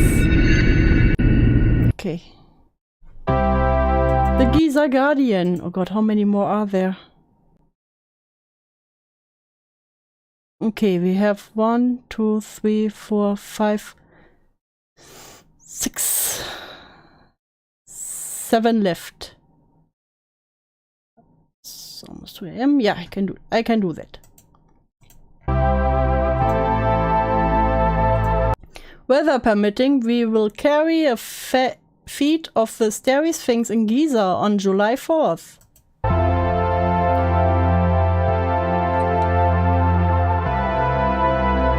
Stay tuned. Nace News Network. Don't trust it. I don't trust Nace News. Starry Sphinx caught on camera. Looks a bit like a horse from the side.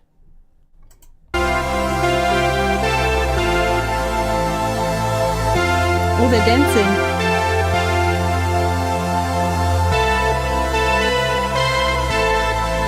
It looks like a walking horse. Great music choice as always.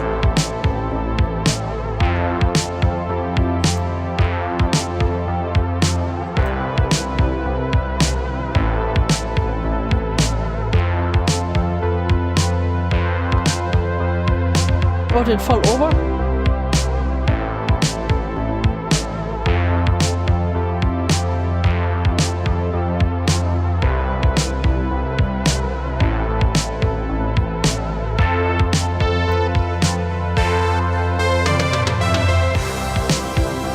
Oh, stick figures. The stick figures be dancing. That's a weird wave. This is what I feel like a wave on drugs feels like.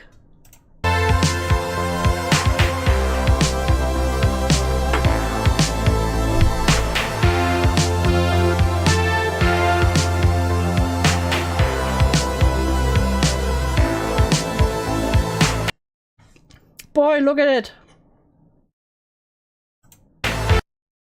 Connection lost. Oh, just as we got to the book good part. Let me look at it again. The arches and thunder have never been a good thing.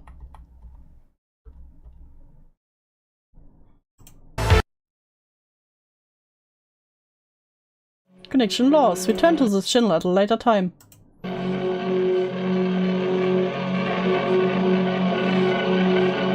Dr. Disturbing presents Project Giza Guardian. Throughout the 19th century, English archaeologists in Egypt encountered stories, time and again, of mysterious lightning strikes Injustice for Karl. near the Great Pyramids of Giza. It was reported that the lightning would strike only in the presence of certain rare constellations. However, no one outside of the Bedouin tribes knew of which constellations. The secrecy protected the value of Giza glass. Okay, Giza glass is what the dude said is what they used to hurt the trees. Like the axes and dynamite did nothing against the trees, but apparently this Giza glass can. And that only appears when lightning strikes sand in Egypt, its special constellation. Okay, very rare. A mineral created by the strange lightning striking the desert sand. The glass also served as a form of black market currency for several tribes. For decades, the Bedouins' knowledge eluded British archaeologists. For as long as the constellations remained unknown, the Giza glass that formed was retrieved by the Bedouins long before anyone else arrived. However, in the late 1870s, British Egyptologist Flinders Petrie discovered the constellation which preceded the electrical phenomenon. In 1880, he arranged an expedition to collect samples of Giza glass for the British Museum. Petrie accurately... George Washington was brought to the British Museum after that. predicted the appearance of Giza glass, and with the help of British troops, secured the location of the glass for themselves. The glass, which formed in long, multi-layered sheets, was fractured in order to be more Giza glass. easily transported. While collecting fragments, Petrie slipped and landed on an upright plane of Giza glass. Oh! The force of the fall, combined with the sharpness of the material, decapitated Petrie immediately. Oh, that's bad. While British troops at the scene quickly assumed Petrie had been killed. I feel like it hurts to lose your head like this. A closer inspection revealed that he was still alive. Although his head was separated from his body, Petrie remained conscious and could even mouth rudimentary words. Medical personnel were initially relieved Petrie had somehow survived, but they became concerned when his head began to discolor and swell significantly. Yeah, you know, the head not being attached to the body sounds kinda bad. But the fate of Flinders Petrie is a tale for another day. Oh, you know, just a fun fact. Dude lost his head but survived. Petrie's lot, as his collection of Giza glass came to be known, arrived in England in 1891. Unfortunately, due to the poor handling of its containers during transit, the glass arrived. They were just like, oh, you're still alive, my good friend. Let me carry your head. Broken into thin shards, and was deemed worthless by museum curators. Damn. Yet, as a token of international diplomacy, the British Museum divided Petrie's lot among visiting American ambassadors. Vaguely aware of Giza glass's odd properties, President John D. Rockefeller ordered the immediate confiscation of the material from the American ambassadors. Although many in his administration were eager to see the glass be used in warfare, President Rockefeller refused to authorize military use and instead discussed other possible applications with the head of the Department of the Interior. Is he growing a new body on his neck stump? You will never know. After numerous conferences, it was settled that segments. Think it has something to do with the headless man in the Grand Canyon? Probably. It's hard to imagine why else someone could have floating head around. Yeah, and I know these things. I know everything is connected in some way.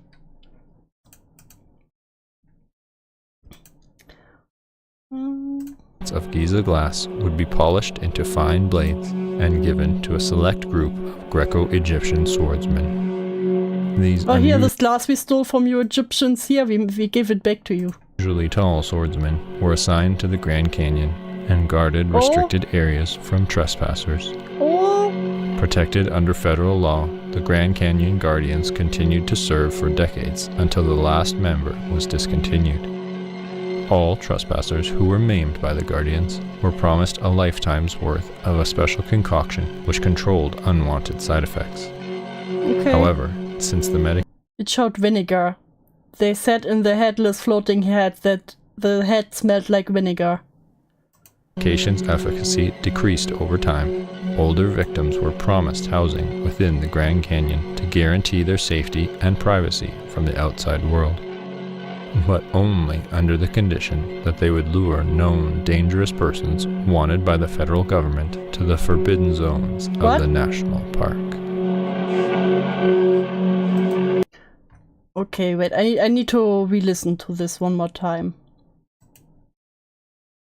And given to a select group of Greco-Egyptian swordsmen. These unusually tall swordsmen were assigned to the Grand Canyon and guarded restricted areas from trespassers. So statues? Was it statues that got these swords with the Giza glass? And they were supposed to guard the area. Protected under federal law, the Grand Canyon Guardians continued to serve for decades until the last member was discontinued. They served for decades? The statues. All trespassers who were maimed by the Guardians were who were maimed by the Guardians. So the Guardians just cut down trespasser with their Giza glass swords. Which is maybe how they became those floating heads. Promised a lifetime's worth of a special concoction which controlled unwanted side effects. And they mentioned that the vinegar shrinks their head down so that it can fit back on their body when it starts swelling or something. I remember that. However, since the medication I guess that Maya was a trespasser. Efficacy decreased over time. Older victims were promised housing within the Grand Canyon to guarantee their safety and privacy from the outside world. But only under the condition that they would... And the ones who were just trespasser, you know, just hiking there, maybe not knowing, were cut down, got their head floated. They are now promised that they can live there, but only if they lure unwanted people in their zone. Okay. Lure known dangerous persons wanted by the federal government to the forbidden zones of the national park.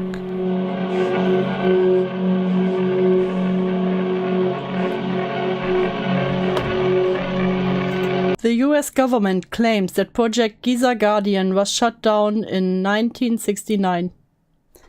Nice. However, sightings of swordsmen in the Grand Canyon continue to this day. The government lying? Never.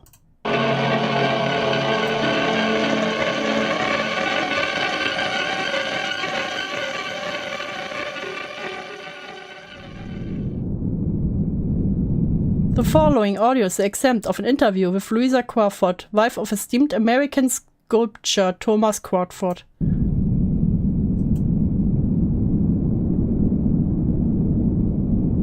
Thomas Crawford is best known for designing the statues of freedom atop the US Capitol. Well, this is the designer of the freedom that kid that took the child, has the eyes of Papa, took the child to a cave and then slathered its body with the child and with the people it killed to become more alive or something. My brain hurts. Thomas odiava l'America. Thomas hated America. He went to Rome when he was 21 and stayed there for the rest of his life. È andato a Roma quando era 21 anni e ci è rimasto per il resto della sua vita. Era divertito che il fatto... He was amused that the slave-holding Americans, goddamn Americans, wanted him to make a statue named Freedom. ...della proprietà degli schiavi americani lo volesse per creare una statua chiamata Libertà. All'inizio... At first, Thomas did not want to help them, but then he realized the statue could be a symbol for others. Thomas non voleva aiutarli, ma poi realizzò che la statua poteva diventare un simbolo per altre persone.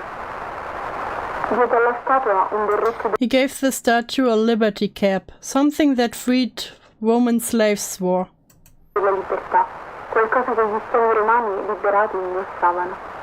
Penso che sia una statua... He thought that if a 20-foot statue of a liberated woman stood in the Capitol dome, perhaps some men would be less ignorant. metri di una donna liberata si ergesse sulla cupola del Campidoglio, alcuni uomini sarebbero stati meno ignoranti. Puoi immaginare quanto... You can imagine how disappointed he was when Mr. Davis in Washington then told him to take the cap off of freedom. Oh, is this the one... Is this Papa? Quando il signor Davis a Washington gli disse di togliere il cappello dalla libertà. Ma Thomas vedette il suo Thomas saw this project through the end. progetto andare a buon fine. Andò persino in Egitto. He even went to Egypt to find the material for her sword. Did he use Giza glass? Per trovare il materiale per la sua spada. È un vetro molto particolare. It's a very special type of glass. It's Giza glass. Vetro di Giza. Giza glass. No, Una volta, mentre stava... One time, while he was sharpening the glass at his workshop, he accidentally cut off the tip of his finger. Affinando il vetro nella sua officina, si tagliò accidentalmente la punta di un dito.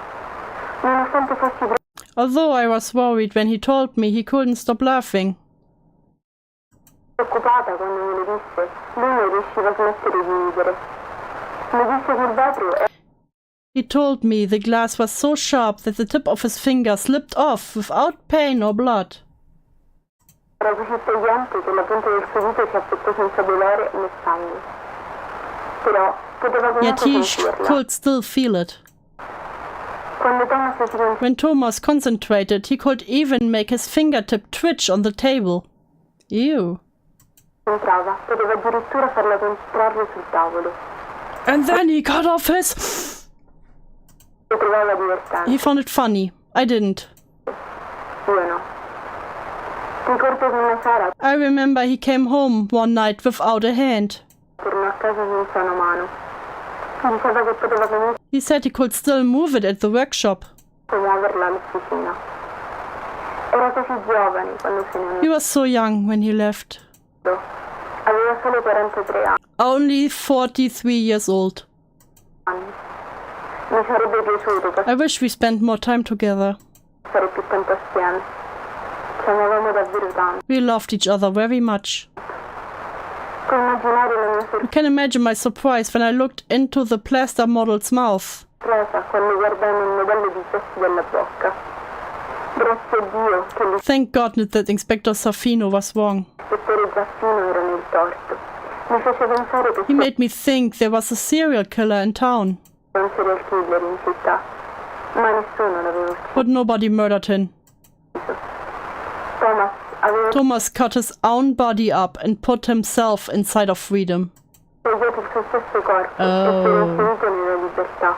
That's a sane thing to do. Goddamn artist. I saw him inside. All of him. Parte di lui. Sapevo cosa fosse successo. I knew what must have happened, but seeing his eyes on her fate was too much for me.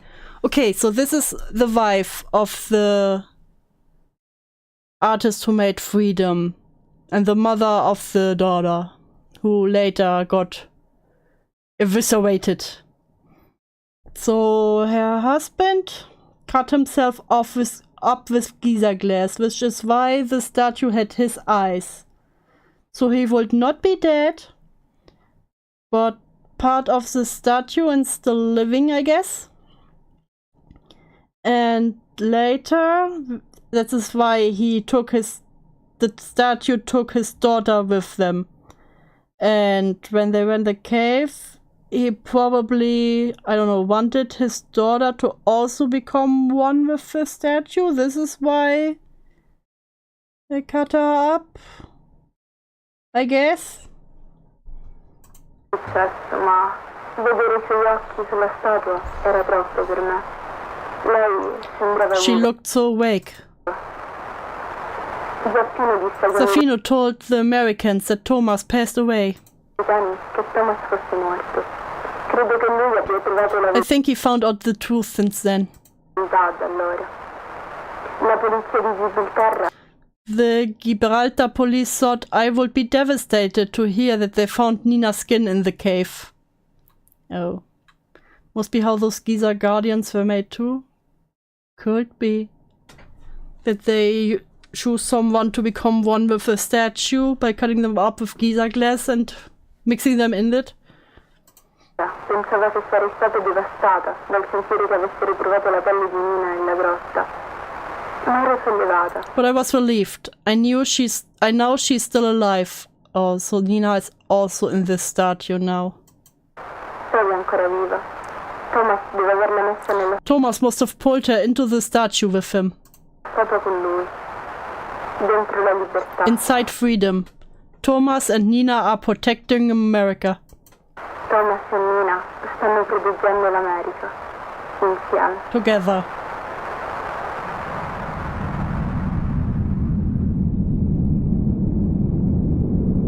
Following the broadcast of the controversial Delaware Double report, the Delaware River Journal was shut down by federal authorities.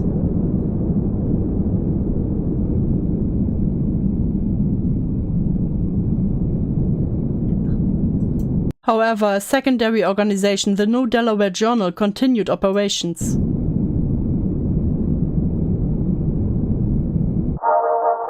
Dun dun dun dun.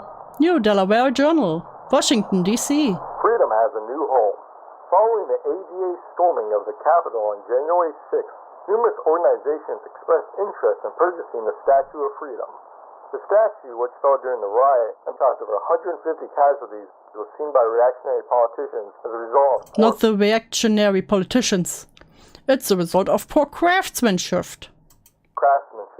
And blamed her original installer, Philip Reed, for her collapse. God damn it, Philip. Reed, an experienced architect and enslaved man at the time of Freedom's assembly, this has become the latest in a series of historical figures demonized by the ADA. Due to growing reluctance to reinstall the Statue of Freedom, the Department of the Interior has instead transferred Freedom to an undisclosed location in the Grand Canyon. Oh, is Freedom now becoming another canyon watcher? All other offers to purchase her. When asked why the statue had been sent to the Grand Canyon, President Dean replied, "The rocks won't shoot her down." Thanks, Dean. My favorite president.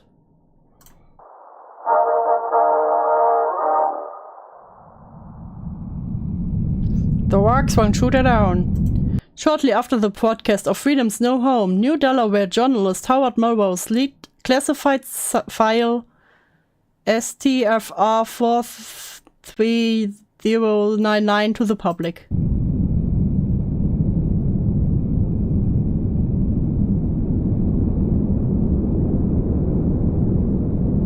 Melrose now lives in exile in Egypt.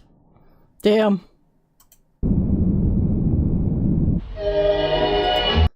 STFR 43099. Attract and extinguish ADA members and other curious persons. Protect May's assets. Oh.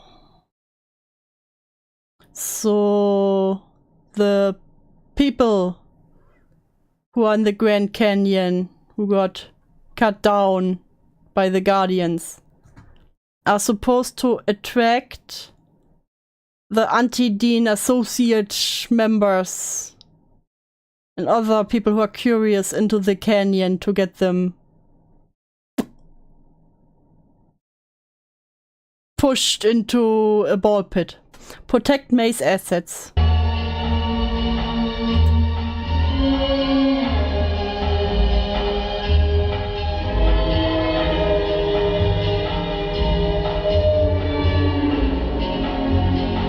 Taylor P. Manning, Franklin B. Karl, Bonnie Newman. Are they using Freedom now to get rid of the association?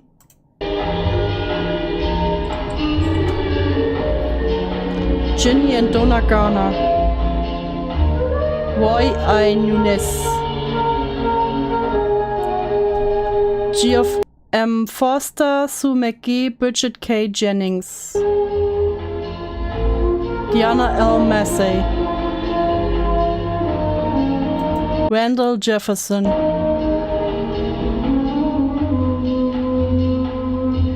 this could be you! Oh, thank you. Maya Arnoldson. So Maya was one of the anti-Dean associates, maybe. And then got her head cut off by Liberty. And that's why she's floating around in the Grand Canyon now.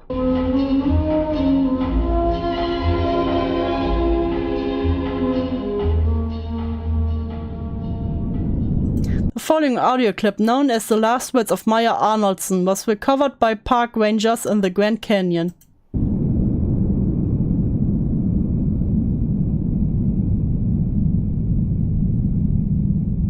Viewer discretion is advised.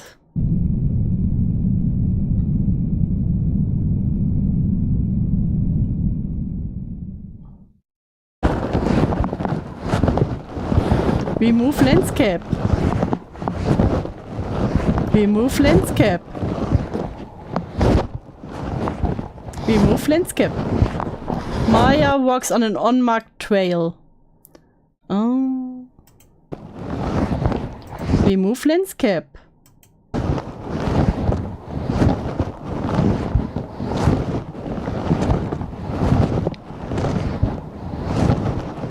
take the landscape off.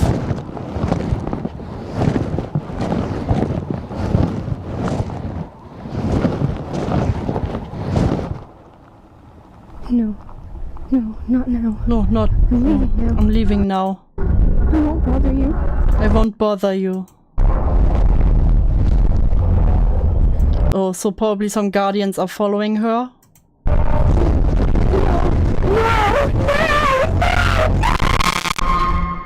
They never can die quietly.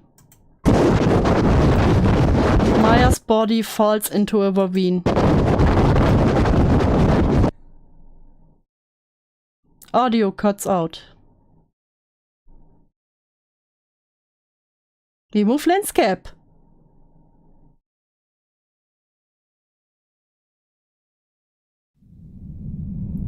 In 2004, park rangers discovered Mario Arnoldson Hadlet's body.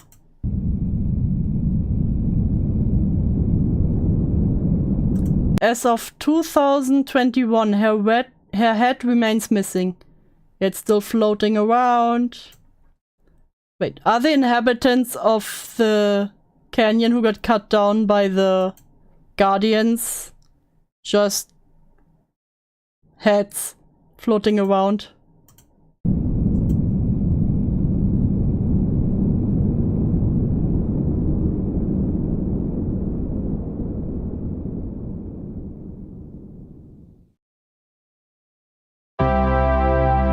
He's a guardian! Okay, so this is what happened with Maya. Apparently she walked on an unmarked trail. So either she was too curious because the Freedom had the order to get rid of anti-Dean associates or people that were too curious. So either she was one of she was one of those two. And now she's a floating head. Because apparently the bodies get found and are lifeless, but the heads stay alive. Does that just mean that the, like I said, the inhabitants of the Grand Canyon are all just floating heads?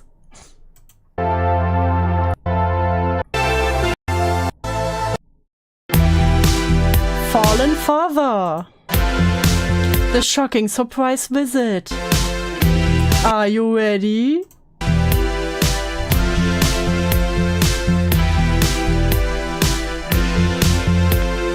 They followed me all the way home.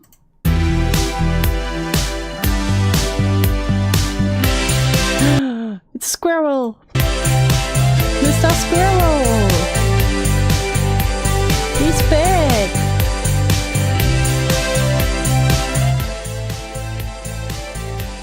And he's beautiful.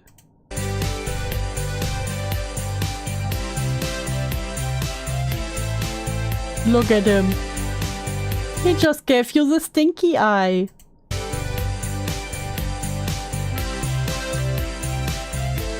Horny.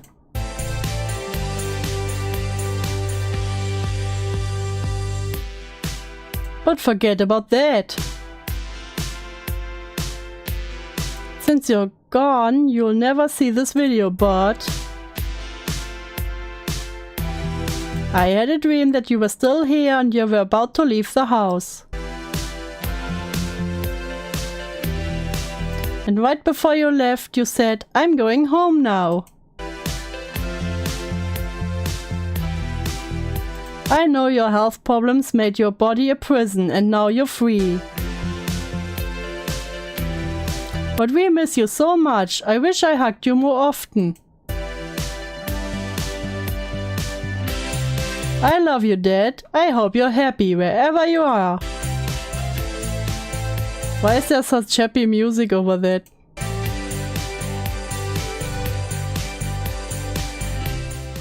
I can't stop thinking about the day you left. It hurts so much to remember. The worst memories live at home with us.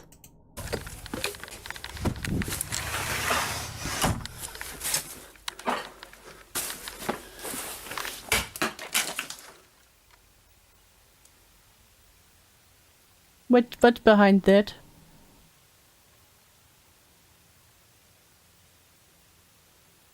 What's behind that?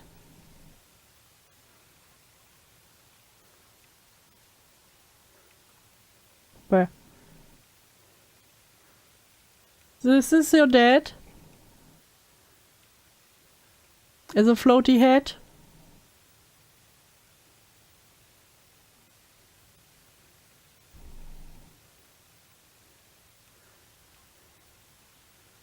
Why is it so silent now? There's the kick-ass music.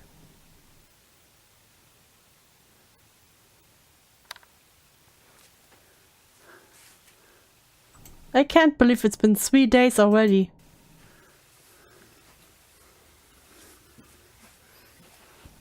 Nathaniel Arnold's 1961 to May 2021. Eric Casanas, July 1961 to May 2021. Fallen Father. Okay. I think this might actually be the father he went. There was this other video from the same person when they went to the Grand Canyon to look for Maya, which was the aunt of the kid. So maybe the father searched for Maya and found more than he bargained for. And also got his cat caught up.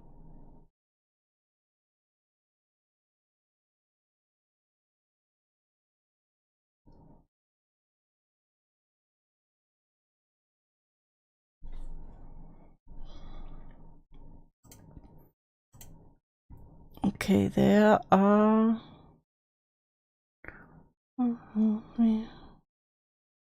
4 more. But I might have to make this a 2-parter because it's already 2 AM.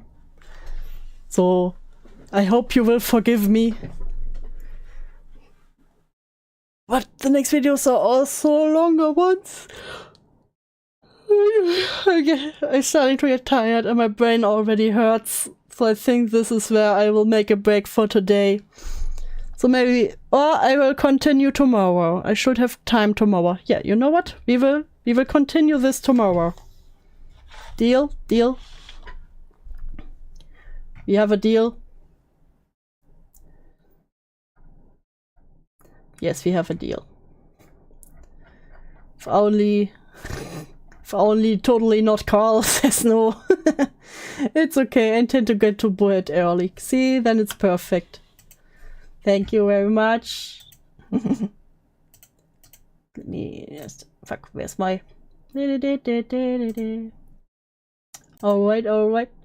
Yeah, but I actually enjoy it, but it hurts my brain. Because there are so many twists and turns and I'm trying to pick it all together.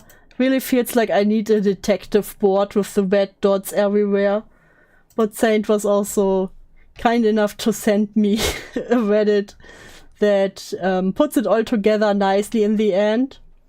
So I will probably read that too when we're done. So maybe we have some clarity, you know. We get some answers from someone who's probably smarter than me. And with that, thank you all for stopping by. Don't forget to like and subscribe. And have a good night. Bye bye.